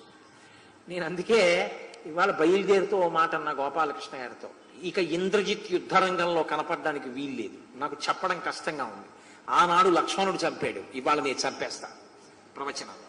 చంపేసి ఇంటికి వస్తాను గోపాలకృష్ణ గారు. 11 అయినా 12 అయినా 1 గంట అయినా అందరూ వెళ్ళిపోయినా నే కూర్చుని ఇంద్రజిత్తుని చంపొస్తాను తప్ప ఇంద్రజిత్ బతికుండి నేను రాను ఇంకా మళ్ళీ విడిదికి. నేను చెప్పలేకపోతున్నాను, వాడి ఉద్ధత అంత కష్టంగా ఉంది, నాకు చదవడం క్లేశంగా ఉంటుందని చెప్పాను. అంతటి క్రూరకర్ముడు. అంటే మీరు ఆ సర్గలు చదువుతుంటే ఎంత బాధగా ఉంటుంది. అంత దారుణమా, ఇంత క్రౌర్యమా, ఇంత మాయాయుద్ధమా, ఇంత అధర్మ యుద్ధమా అనిపిస్తుంది. ఇంకా ఆయన్ని ఆపలేరు. హోమం పూర్తి చెయ్యకుండా పీటల నుంచి లేచాడో ఆ రోజున నిహతుడవుతాడు. కాబట్టి తొందరగా లేపేయాలి, వెళ్ళిపోయి ఉంటాడు హోమానికి. కాబట్టి నేను లక్ష్మణుణ్ణి తీసుకుని వెళ్ళిపోతానన్నారు. వెంటనే రామచంద్రమూర్తి లక్ష్మణుణ్ణి ఆశీర్వదించి లక్ష్మణస్వామిని పంపారు. లక్ష్మణుడితో పాటు స్వామి హనుమ బయలుదేరారు. ఇతర వానరయోగులు అంగదాదులు బయలుదేరారు. అందరూ కలిసి ఆ ఇంద్రజిత్తు ఉన్నటువంటి ప్రదేశానికి వెళ్ళారు. ఆ హోమం జరుగుతోంది. ఎర్రటి వస్త్రములు కట్టుకుని కూర్చుని ఉన్నాడు. ఎవ్వరూ ఆ హోమగుండం దగ్గరికి రాకుండా ఒక పెద్ద న్యగ్రోధం, కటిక చీకటిలో రుద్రభూమి దగ్గర ఉన్న మర్రి చెట్టు, ఆ మర్రి చెట్టు దగ్గరికి కూడా వెళ్ళలేరు. ఆ చెట్టు నీడలో కూర్చుని చేస్తాడు. దానికి బాగా దూరం వరకు సైన్యాన్ని మోహరించాడు, దగ్గరికి రాకుండా చూడండి అని. ఈ వెళ్ళినటువంటి వాళ్ళు ఆ సైన్యాన్ని చీకాకు పరిచి లక్ష్మణస్వామి ఆ హోమగుండం దగ్గర ఉన్న ఇంద్రజిత్తు లేచిపోవాలి పీటల మించి, దానికోసమని త్రోవ చేసుకుని వెడుతున్నారు. వెడుతున్నప్పుడు ఆ ఇంద్రజిత్తు పీటల మించి లేటేటట్టుగా చెయ్యడం కోసమని ఎంత ప్రయత్నం చేసినా, ఎంత రాక్షసులతో యుద్ధం చేసినా లేచి ఆయుధం పట్టుకుంటే తప్ప లక్ష్మణస్వామి యుద్ధం చేయరు. ఆయన లేవడం. మహానుభావుడు స్వామి హనుమ. రేపు కదండి హనుమ జయంతి. ఎంత గొప్పగా మనం ఆయన్ని రేపటి రోజున మనం ఆనందించాలి. ఎంత గొప్ప కార్యం మనం చేద్దాం రేపు హనుమ జయంతి నాడు. ఏం చేద్దాం ఆయన ప్రీతి చెందడానికి? మీరు ఏం చేసినా ఆయన్ని ప్రీతి పడేటట్టు చెయ్యలేరు. బాగా గుర్తుపెట్టుకోండి. మీరు ఆయనకి అభిషేకం చేయండి, ఆయన సంతోషించరు. మీరు ఆయన కళ్యాణం చేయండి, ఆయన సంతోషించరు. మీరు ఆయన పూజ చేయండి, ఆయన సంతోషించరు. ఆయన సంతోషించేది ఎప్పుడో తెలుసా అండి? రేపటి రోజున మనం చేయబోతున్నాం అంత గొప్ప కార్యాన్ని. ఒకరు వేదిక మీద నిలబడి కూర్చుని శ్రీరామ అంటూ ఉంటారు. మనందరం కూడా ఆయనతో కంఠం కలిపి శ్రీరామ అంటూ 108 మాటలో 333 మాటలో మొత్తం అందరం కూర్చుని రేపు ఉదయం రామనామాన్ని రాస్తాం. ఇంకేమీ వినపడకుండా రాస్తూ శ్రీరామ అంటూ రాస్తున్నారనుకోండి, పులకాంకిత గాత్రుడై స్వామి హనుమ ఆనంద తాండవం చేస్తారు ఈ ప్రాంగణంలో. ఇవాళ ఇంద్రజిత్ వధ, రేపు శ్రీరామ అని ఉచ్చరిస్తూ పైకి రాస్తాం అందరం. రేపు ఎంతమంది వస్తే అంతమంది హనుమ కటాక్షాన్ని పొందడానికి దాన్ని హేతువుగా స్వీకరిస్తాం. అయ్యా కాగితాలు సిద్ధం చేయండి. కాబట్టి ఇప్పుడు హనుమ ఒక గొప్ప కార్యమే చేశారు మహానుభావుడు. హరివీర భయంకరుడై అపారమైన వేగంతో అక్కడ ఉన్నటువంటి రాక్షసులందరినీ మర్దించడం మొదలుపెట్టారు. ఈ రాక్షసులందరూ ఈ హనుమ యొక్క పరాక్రమాన్ని తట్టుకోలేకపోతున్నాం, మమ్మల్ని మర్దించేస్తున్నాడు, ఓ ఇంద్రజిత్తు నువ్వు లేచిరా మమ్మల్ని రక్షించు అని పెద్ద పెద్ద కేకలేశారు. ఇంతమంది కేకలు వేసి తన సైన్యం మడిసిపోతుంటే కూర్చుని హోమం చేయలేకపోయాడు. చెయ్యలేక లేచిపోయాడు. పీటల నుంచి లేచిపోయి రథం దగ్గరికి వచ్చాడు. ఈలోగా ఆ న్యగ్రోధం అవి చూపించి లక్ష్మణస్వామితో కలిసి విభీషణుడు వచ్చాడు. ఆ విభీషణుణ్ణి చూశాడు, పసిగట్టాడు. అందుకే ఇంటి గుట్టు లంకకి చేటు అంటూ ఉంటారు. వీడు విభీషణుడిలో పుట్టాడు రా అంటారు. విభీషణుడు ధర్మాత్ముడు, మహానుభావుడు. విభీషణుల్లో పుడితే ఆ వంశం ఉద్ధరణ పొందుతుంది. కాబట్టి నా గుట్టు బయట పెట్టిన వాడు ఈయనే. ఇదే నేను మీతో మనవి చేసింది. ధర్మం పట్టుకున్న వాణ్ణి ఏదో ఒక రూపంలో వచ్చి ఎవరో ఒకళ్ళు రక్షిస్తారు. అధర్మం పట్టుకున్నవాడు ఎంత గొప్ప వ్యూహాన్ని రచించినా నశించిపోతాడు. కాబట్టి ఇప్పుడు ఇంద్రజిత్ అన్నాడు, ఇహత్వం జాత సంవృద్ధ సాక్షాత్ భ్రాత పితుర్మమ కథం దృహ్యసి పుత్రస్య పితృవ్యో మమ రాక్షస. నీవు నా తండ్రికి తమ్ముడమైన కారణం చేత నాకు తండ్రితో సమానమైన వాడివి. నీకు సిగ్గు లేదా? ఇలా లక్ష్మణమూర్తిని తీసుకుని నా దగ్గరికి వచ్చి నా రహస్యాన్ని చెప్పేసి నేను హోమం దగ్గర పీటల మీద ఉండగా నన్ను లేపేశావే. న జ్ఞాతిత్వం న సౌహార్దం న జాతిస్తవ దుర్మతే ప్రమాణం నచ సౌదర్యం న ధర్మో ధర్మదూషణ. ఓ ధర్మదూషణుడైనటువంటి వాడా, నీకు అయ్యో జ్ఞాతి అన్న గౌరవం లేదు, నా అన్న కొడుకు అన్న ప్రేమ లేదు, మన జాతి వాడు అన్న ప్రేమ లేదు. ఇవేవీ లేకుండా, ఈ ధర్మం ఏది పాటించకుండా ధర్మాన్ని అతిక్రమించినటువంటి నువ్వు ఏ పాటి ధర్మాత్ముడివి? ఇదే నేను అన్నది. చాలా విచిత్రంగా ఉంటాయి వాళ్ళు మాట్లాడే మాటలు, ధర్మంలా ఉంటాయి కానీ అవేం ధర్మంతో కూడుకున్నవేం కావు. శోచస్త్వమసి దుర్బుద్ధే నిందనీయశ్చ సాధుభిః యస్త్వం స్వజనముత్సుజ్య పరమభృత్యత్వమాగతః. నీవు నీవారైనటువంటి వారిని రక్షించుకోవడం, నీవారైనటువంటి వారిని కాపాడడం మానేసి పరులకి ఊడిగించేస్తూ వాళ్ళ సేవలు చేస్తూ వాళ్ళ చేత నీ వాళ్ళని చంపించే ప్రయత్నంలో ఉన్నావు. నీకు సిగ్గుగా లేదా ఈ విషయం అని అడిగాడు. అంటే విభీషణుడు అన్నాడు, కులే యద్యప్యహం జాతో రక్షసాం క్రూరకర్మణాం గుణోయం ప్రథమో నృణ్ణ్రుం తన్మే శీలాం అరాక్షసం. ఎక్కడ పుట్టాం ఎక్కడ పెరుగుతున్నామన్నది కాదు, గుణం ప్రధానం. గుణములు లేని చోటుని విడిచిపెట్టాలి, గుణమున్న చోటుని చేరుకోవాలి. నా అన్న గుణములు లేనివాడై ఉన్నాడు, నేను చెప్పినా వినలేదు, అందుకని నేను రాముడి యొక్క సన్నిధానంలోకి వెళ్ళిపోయాను. నరమే దారుణే నాహం నచా ధర్మేణ వైరమే భ్రాత్రా విషమశీలేన కదం భ్రాత నిరస్యతే. నేను ధర్మ వ్యతిరిక్తమైన ఆలోచనల్ని, ధర్మ వ్యతిరిక్తమైన ప్రవర్తనని నేను అంగీకరించలేను. ధర్మబద్ధమైనటువంటి నడవడిని నీ తండ్రి అంగీకరించలేడు. అటువంటప్పుడు పాపకృత్యములు చేసేటటువంటి వాడితో కలిసి నేను ఎలా ఉంటాననుకున్నావు? ధర్మాత్ ప్రచ్యుత శీలం హి పురుషం పాపనిశ్చయం త్యక్త్వా సుఖమవాప్నోతి హస్తాదాసీ విషం యథా. ఒక పాము చేతికి చుట్టుకుంటే చుట్టుకున్న పాముని విధించి అవతల పారేస్తారా? పారేయరా? అలా పాపాచరణము కలిగినటువంటి రావణుడు నాకు అన్నగారిగా ఉండి ఆయనతో కలిసి ఉన్నా రోజు రోజుకి అతని యొక్క అధర్మముతో కూడిన ప్రవర్తన పెరిగిపోతుంటే నేను అతనితో కలిసి ఎలా సహజీవనం చేస్తాను? అందుకే అతన్ని విడిచిపెట్టి నేను వచ్చేసాను. హింసాపర స్వహరణే పరదారాభిమర్శనం త్యాజ్య మాహుర్దురాచారం వేష్మ ప్రజ్వలితం యథా పరస్వానాంచ హరణం పరదారాభిమర్శనం సుహృదాం అతిశంకాచ త్రయోదోషాః క్షయావహాః. ఎప్పుడూ పెద్దలైనటువంటి వారిని, ధర్మాన్ని నమ్ముకున్నటువంటి వారిని హింస చేస్తూ ఉండడం, ఇతరుల సొత్తు అపహరించి తీసుకురావడం, మహాపతివ్రతలైనటువంటి పరకాంతల్ని అపహరించి తీసుకురావడం, ఈ మూడు ఎప్పటికైనా మూలాన్ని పాడు చేస్తాయి. ఈ మూడు చెయ్యడమే పనిగా మీ నాన్న పెట్టుకుని ఉన్నాడు. అటువంటి వాణ్ణి విడిచిపెట్టి వెళ్ళిపోవడం వినా నాకు మార్గం ఏముంది? నా అంత నేను వెళ్ళలేదు. నేను మీ నాన్నకి బోధ చేస్తూనే ఉన్నాను. వద్దు అన్నా, ఈ పని చెయ్యవద్దు అని చెప్పాను. ఒక అన్న తమ్ముడి పట్ల ఎలా ప్రవర్తించకూడదో అలా ప్రవర్తించి నన్ను ఇంటి నుంచి వెళ్ళగొట్టాడు. తాను వెళ్ళగొడితే నేను వెళ్ళిపోయానా? నేను తనని విడిచిపెట్టి నేను వెళ్ళానా? తను విడిచిపెట్టుకున్నాడు నన్ను. నేను ధర్మం కోసం రాముణ్ణి ఆశ్రయించాను. నీకు ఏ పాటి ధర్మం తెలిసింది నన్ను అధిక్షేపించి మాట్లాడుతున్నావు?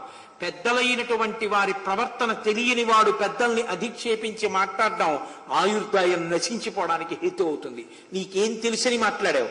నీకు చేతనైతే లక్ష్మణుడితో యుద్ధం చెయ్యన్నారు. ఇద్దరి మధ్య గొప్ప యుద్ధం ప్రారంభమైంది. 3 రాత్రులు జరిగిందండి. ఎన్ని అస్త్రములు ప్రయోగించాడంటే లక్ష్మణస్వామి అంతులేదు.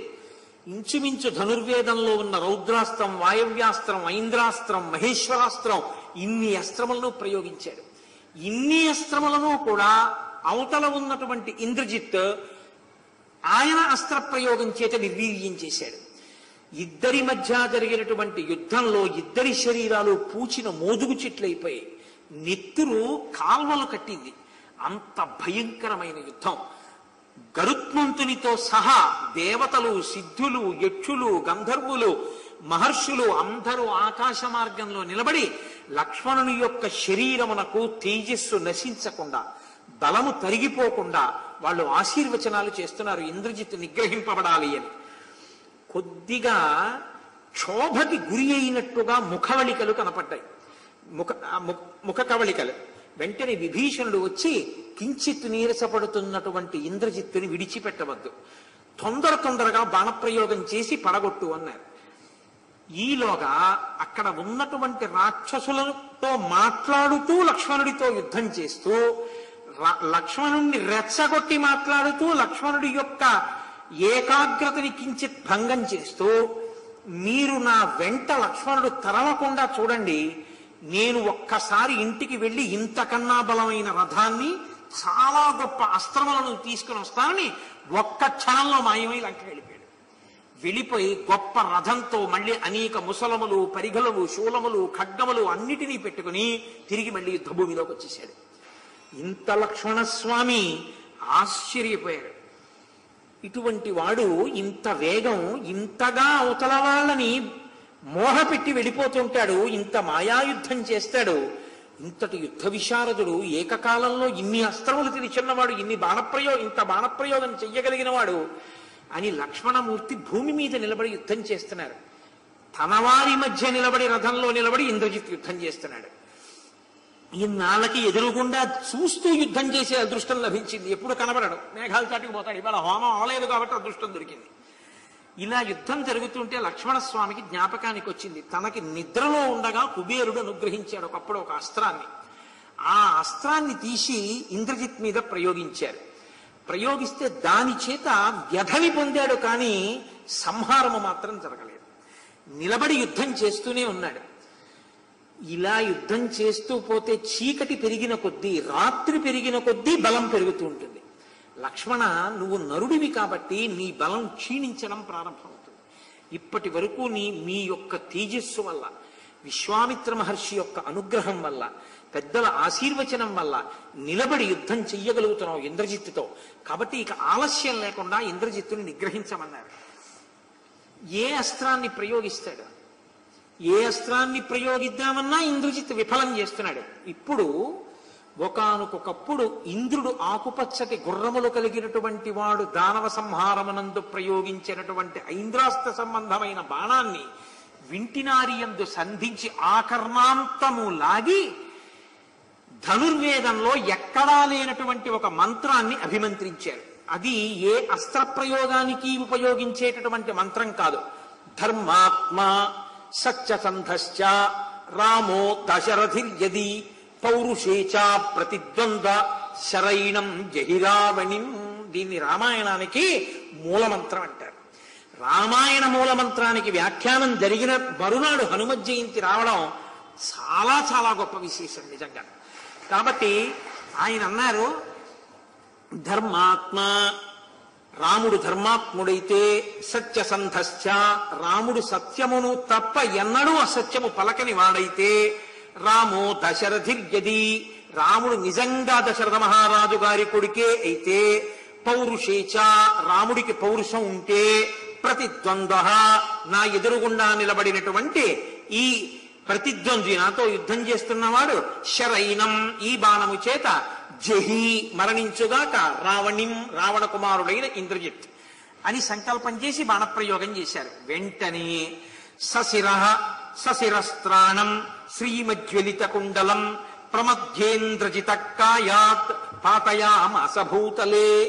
గొప్ప కిరీటంతో, కుండలములతో, శిరస్త్రాణంతో వెలిగిపోతున్నటువంటి ఇంద్రజిత్ యొక్క శిరస్సు కంఠము నుండి వేరై భూమి మీద పడిపోయింది.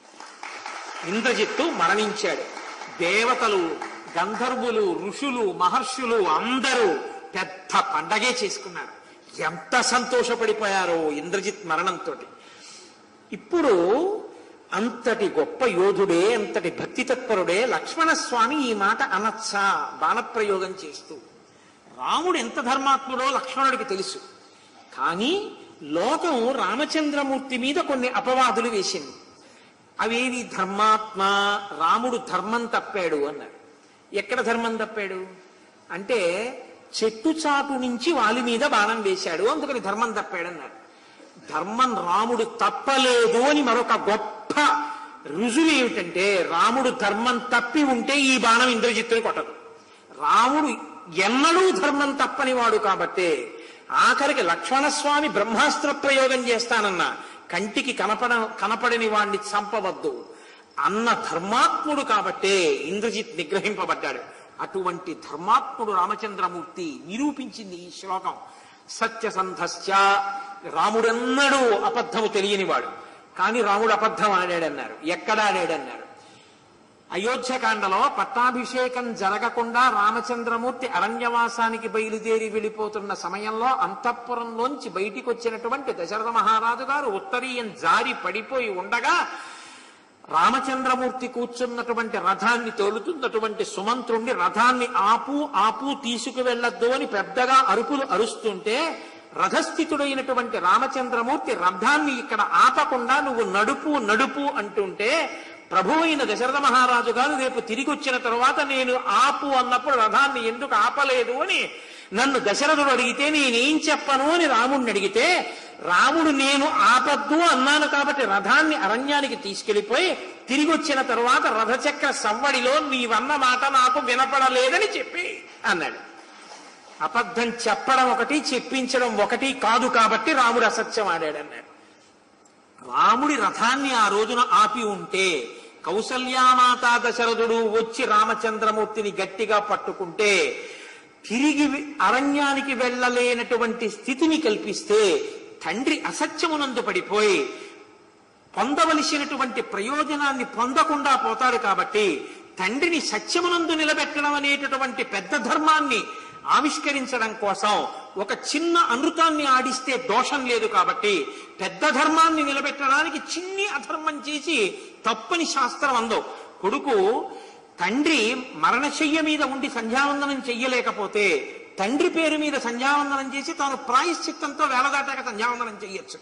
కాబట్టి చిన్న అధర్మం పెద్ద ధర్మాన్ని నిలబెడితే దోషం కిందకి రాదు. ఒక గోవు ఇలా వెళ్ళిపోతే కషాయి వాళ్ళు వచ్చి ఆవిటి వెళ్ళిందా అని అడిగితే నాకు తెలియదు అని చెప్తే అబద్ధం చెప్పినట్టు కాదు, గోప్రాణ రక్షణ చేసిన పుణ్యం అందులో పెడుతుంది. కాబట్టి రాముడు అసత్యమాడలేదు, నిరూపింపబడింది. కాబట్టి ధర్మాత్మ సత్యసంధస్య రామో దశరథిర్యది. రాముడు దశరథ మహారాజు గారి కొడుకు కాడు. పాయస పాత్ర వచ్చింది ఆనాడు బాలకాండలో ఆ యజ్ఞం చేసినప్పుడు పుత్రకామేష్టిలో వచ్చినటువంటి యజ్ఞ పురుషుడిచ్చినటువంటి పాయస పాత్రలోని పాయసాన్ని ఆరగించడం వల్ల జన్మించాడు తప్ప దశరథ మహారాజు గారి గొప్పతనం అందులో లేదు అన్నారు కొంతమంది. రాముడు నరుడిగా జన్మించడం కోసం వచ్చినవాడు, నరుడిగా ఉంటే తప్ప రావణ సంహారం కాదు.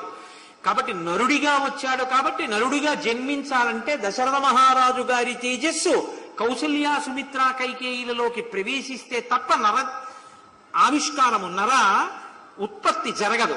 కాబట్టి దశరథ మహారాజు గారి కొడుకుగానే వచ్చాడంటే పూర్ణమైనటువంటి నరుడిగానే రాముడు నడిచాడు తప్ప ఎక్కడా ఈశ్వరుడిగా రామాయణంలో రాముడు నడిచి చూపించలేదు అని నిరూపించింది. కాబట్టి ఆయన దాశరథియే, దశరథ మహారాజు గారి కొడుకే.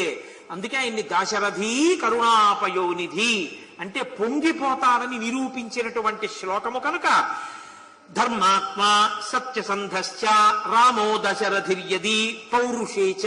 రాముడికి పౌరుషం లేదన్నారు ఒకప్పుడు. ఎప్పుడు 14,000 మంది కరదూషణాదులతో ఆయన యుద్ధం చేస్తుంటే బాణ పరంపర చేత దెబ్బతిన్నటువంటి కరుడు ఒంటి నుంచి రక్తం కారిపోతూ తాటి చెట్టు ప్రమాణంలో గబగబా నడిచొచ్చి రామచంద్రమూర్తి మీద పడిపోతుంటే బాణం వెయ్యడానికి చోటు లేక వింటినారిని వెనక్కి లాగడం కోసం 3 అడుగులు వెనక్కి వేశాడు. యుద్ధంలో ధనస్సు పట్టుకున్నవాడు 3 అడుగులు వెనక్కి వేస్తే పౌరుషం లేనివాడి కింద లెక్క. కరుణ్ణి చంపేటప్పుడు 3 అడుగులు వెనక్కి వేశాడు కాబట్టి పౌరుషం లేదు అని కొంతమంది విమర్శ చేశారు.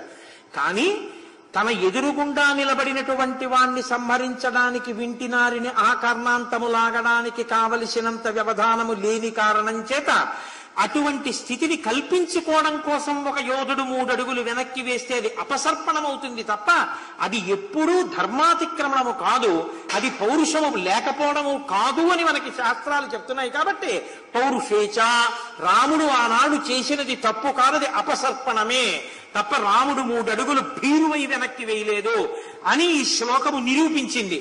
రాముని యొక్క వైభవాన్ని, రాముని యొక్క శీలాన్ని, రాముని యొక్క గుణములను నిరూపించిన శ్లోకం కనుక ఈ మాట అంటే ధనుర్వేదంలో లేని మంత్రానికి ఇంద్రజిత్ యొక్క శిరస్సు పడిపోయింది కనుక రాముడు ఎంతటి గుణవంతుడో నిరూపించినది కనుక శ్రీరామాయణానికి అంతటికీ కూడా 24,000 శ్లోకాలలో రామాయణానికి మహామూలమంత్రంగా ఈ శ్లోకాన్ని పెద్దలు స్వీకరిస్తారు. అందుకే రామాయణానికి మూలమంత్రం ఏమి అంటే ఇదే మంత్రం. ధర్మాత్మా సత్యసంధశ్చ రామో దశరథిర్యది పౌరుషేచ ప్రతిద్వంద్వ శరైనం జహిరావిణిం. కాబట్టి ఈ మాట చెప్పగానే ఇంద్రజిత్ యొక్క శిరస్సు పడిపోయింది. ఇంత గొప్పగా రామచంద్రమూర్తి యొక్క వైభవాన్ని నిరూపించినటువంటి శ్లోకము. తదనంతరము ఆ ఇంద్రజిత్ పడిపోగానే ఒక్క రాక్షసుడు లేడు, అందరూ పారిపోయారు లంకలోకి. ఇప్పుడు లక్ష్మణస్వామి మెల్లమెల్లగా అడుగులు వేసుకుంటూ రామచంద్రమూర్తి దగ్గరికి వెళ్ళారు. మెల్లమెల్లగా అంటే నీరసం వల్ల అనుకోకండి, సిగ్గు పడిపోయాట. దేనికి సిగ్గు అంటే అన్నయ్యంతటి మహావీరుడి దగ్గరికి వెళ్ళి, అన్నయ్య నేను ఇంద్రజిత్తుని చంపానని ఎలా చెప్పను? నేను చంపాను అన్నయ్య అని చెప్పడం శుభవార్త. కానీ అన్నయ్యంతటి వాడి దగ్గరికి వెళ్ళి అన్నయ్య నేను చంపానని చెప్పనా అని సిగ్గుపడి గట్టిగా చెప్పకుండా గొణిగేట. గొణిగితే రామచంద్రమూర్తి ఏరా నాన్న ఇంద్రజిత్ సంహారం అయిందిగా అన్నట్ట. అప్పుడు పక్కనున్న విభీషణుడు గట్టిగా చెప్పాట, మహానుభావుడు ఈ లక్ష్మణస్వామి ఇంద్రజిత్తుని సంహరించాడన్నట్ట. అన్న తర్వాత రామచంద్రమూర్తి ప్రియమార తమ్ముణ్ణి కౌగిలించుకుని ఒళ్ళంతా తడివి, నాన్న ఎంత కార్యాన్ని సాధించావురా అని తొడ మీద కూర్చోబెట్టుకుని మూర్ధన్య స్థానంలో ముద్దు పెట్టుకున్నారు. అక్కడ సుషేణుణ్ణి పిలిచి ముక్కు దగ్గర ఒక ఓషధి పెట్టించారు. ఆ ఓషధి వాసన చూడగానే ఆయన గాయములన్నీ మానిపోయి ఒక్కసారి పూర్వం ఎటువంటి తేజస్సుతో ఉండేవాడో అంతటి తేజస్సుతో లక్ష్మణస్వామి సంతోషంగా రామచంద్రమూర్తితో కలిసి కూర్చున్నారు. ఇంద్రజిత్ వధ అయిపోయింది కాబట్టి ఇంకా రావణ వధ కేవలము నిమిత్తమే. ఇక కుడిబాహు లేనివాడు రావణాసురుడు. కాబట్టి ఇవాళ ఇంద్రజిత్ పడిపోయాడు, హనుమ జయంతి నాడు రావణాసురుడు పడిపోతాడు. కాబట్టి నిజంగా ఇక్కడ రామాయణం చాలా ఆశ్చర్యమే. హనుమ జయంతి నాడు రావణ వధ రావడం. కాబట్టి రేపటి రోజున రావణవధ చేయించుగాక రామచంద్రమూర్తి వాచికంగా రావణవధ చేయించి హాయిగా ఇంకా తర్వాత పట్టాభిషేకం వైపుకి అడుగులు వేసేసేటటువంటి భాగ్యం, అంత గొప్ప ఉత్సవాన్ని నిర్వహించుకునేటటువంటి అదృష్టం ఆ సీతారామచంద్ర ప్రభువు ఆ స్వామి హనుమ మనకి కృప చెయ్యాలని ప్రార్థన చేస్తూ ఇవాల్టి ఉపన్యాసాన్ని ఇక్కడతో ముగిస్తున్నాను. అబ్బో 9:15. మనం అనుకున్న ఆచారం ప్రకారం ఇంద్రజిత్ సంహారం జరిగింది కాబట్టి ఒక్కసారి మనం రామనామం చెప్పుకుందాం. రేపు శంకరాచార్య స్వామి వారి యొక్క నమస్కారం చేద్దాం. ఇవాళ రామనామం చెప్దాం. ఎందుకంటే ఇంతకన్నా మిమ్మల్ని ఇంకా కూర్చోపెడితే నాకైతే అభ్యంతరం లేదు, ఎంతసేపు అయినా కూర్చుంటాను. కాబట్టి మీ కొరకు నేను ఇవాళ ఈ 11 చెప్పి పూర్తి చేసేస్తాను. ఎన్ని గంటలకండి? రేపు 10 గంటలకి హనుమత్ కళ్యాణం ఉంటుంది, సువర్చవా సహిత హనుమత్ కళ్యాణం. కాబట్టి చక్కగా ఆ కళ్యాణ ఘట్టాన్ని చూడ్డానికి అందరూ రండి. నేనైతే ఏమిటి ప్రతిపాదన చేస్తున్నానంటే, నేనైతే ప్రతిపాదన చేయడం అంటే ఏమిటో తెలుసా అండి? నేనే ఎవరు రండిని కానీ మీ అందరూ వస్తే కానీ నేను చేయనని కానీ నేను ఎప్పుడు చేయను. ఇది యోగ్యమో అని నేను నమ్మాను అనుకోండి, అది నేను చేస్తానంతే. నీ చేసేటప్పుడు దాన్ని ఇంకోళ్ళు కూడా చేశారనుకోండి, సంతోషిస్తానంతే. 10 మంది చేయలేదనుకోండి, నేను విచారించనంతే. రాముడు వాళ్ళకి అనుగ్రహం కల్పించాలని కోరుకుంటాను. నేను ఎవరిని నిగ్రహించడం బలవంత పెట్టడం నేను చేయను. రేపు నేను 9:30కే వస్తాను. ఒక్క 30 నిమిషాల పాటు, పెద్దవాళ్ళకి 30 నిమిషాలు చాలు. చాలా తక్కువ నామాలు ఉన్నది ఎంతండి? 108 చాలు.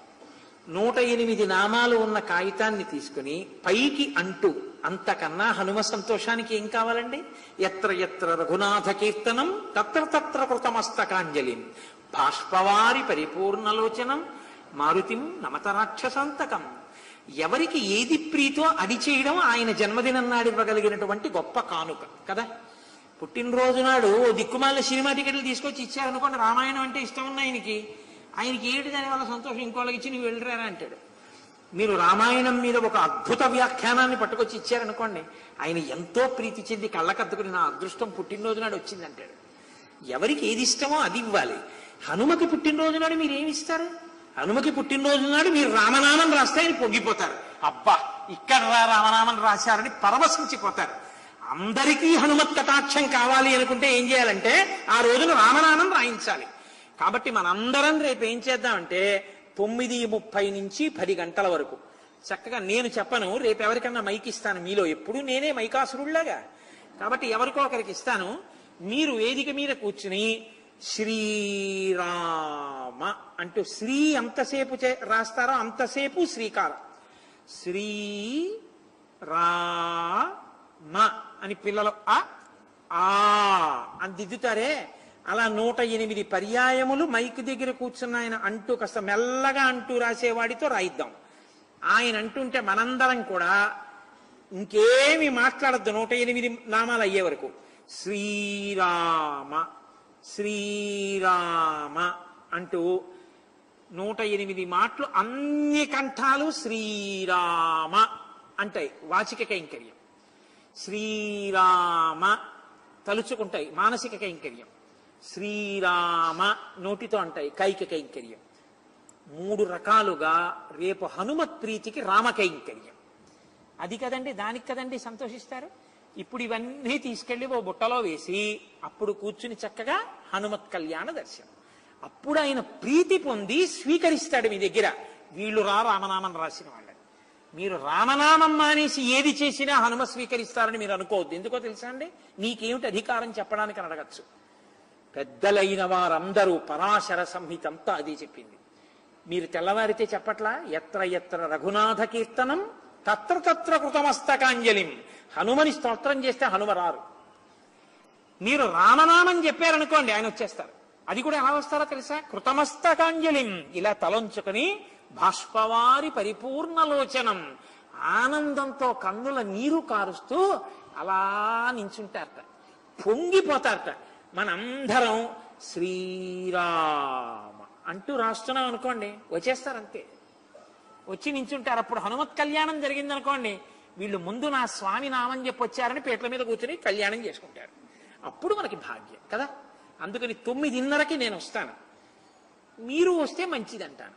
కాబట్టి అందరం కూర్చుని చక్కగా శ్రీరామ 10 వరకు రాసి 1 గంట ఉంటుందేమో కళ్యాణం చూసి ప్రసాదం తీసుకుని మనం చక్కగా బయలుదేరి సాయంకాలం మళ్ళీ శ్రీరామాయణ ప్రవచనాన్ని విందాం. కాబట్టి 11 మాటలు రామనామం. పాహి కృష్ణాయనతు ద్రౌపది పలికినది శ్రీరామనామము. రామనామము రామనామము రమ్యమైనది రామనామము. దారి నుంటిగా నడచు వారికి తోడు నీడే రామనామము. రామనామము రామనామము రమ్యమైనది రామనామము. నీవు నేనను భేదమేమియు లేకయున్నది రామనామము. రామనామము రామనామము రమ్యమైనది రామనామము. గౌరికి ఉపదేశనామము కమల జుడ్డు జపించు నామము. రామనామము రామనామము రమ్యమైనది రామనామము. భగవదర్పిత కర్మ పరులకు పట్టుబడు శ్రీరామనామము. రామనామము రామనామము రమ్యమైనది రామనామము. ఇంత చేసి శంకరాచార్యులు వారు బరువు అయిపోయారా? మైక్ పెట్టయ్యా, అది చేసేద్దాం.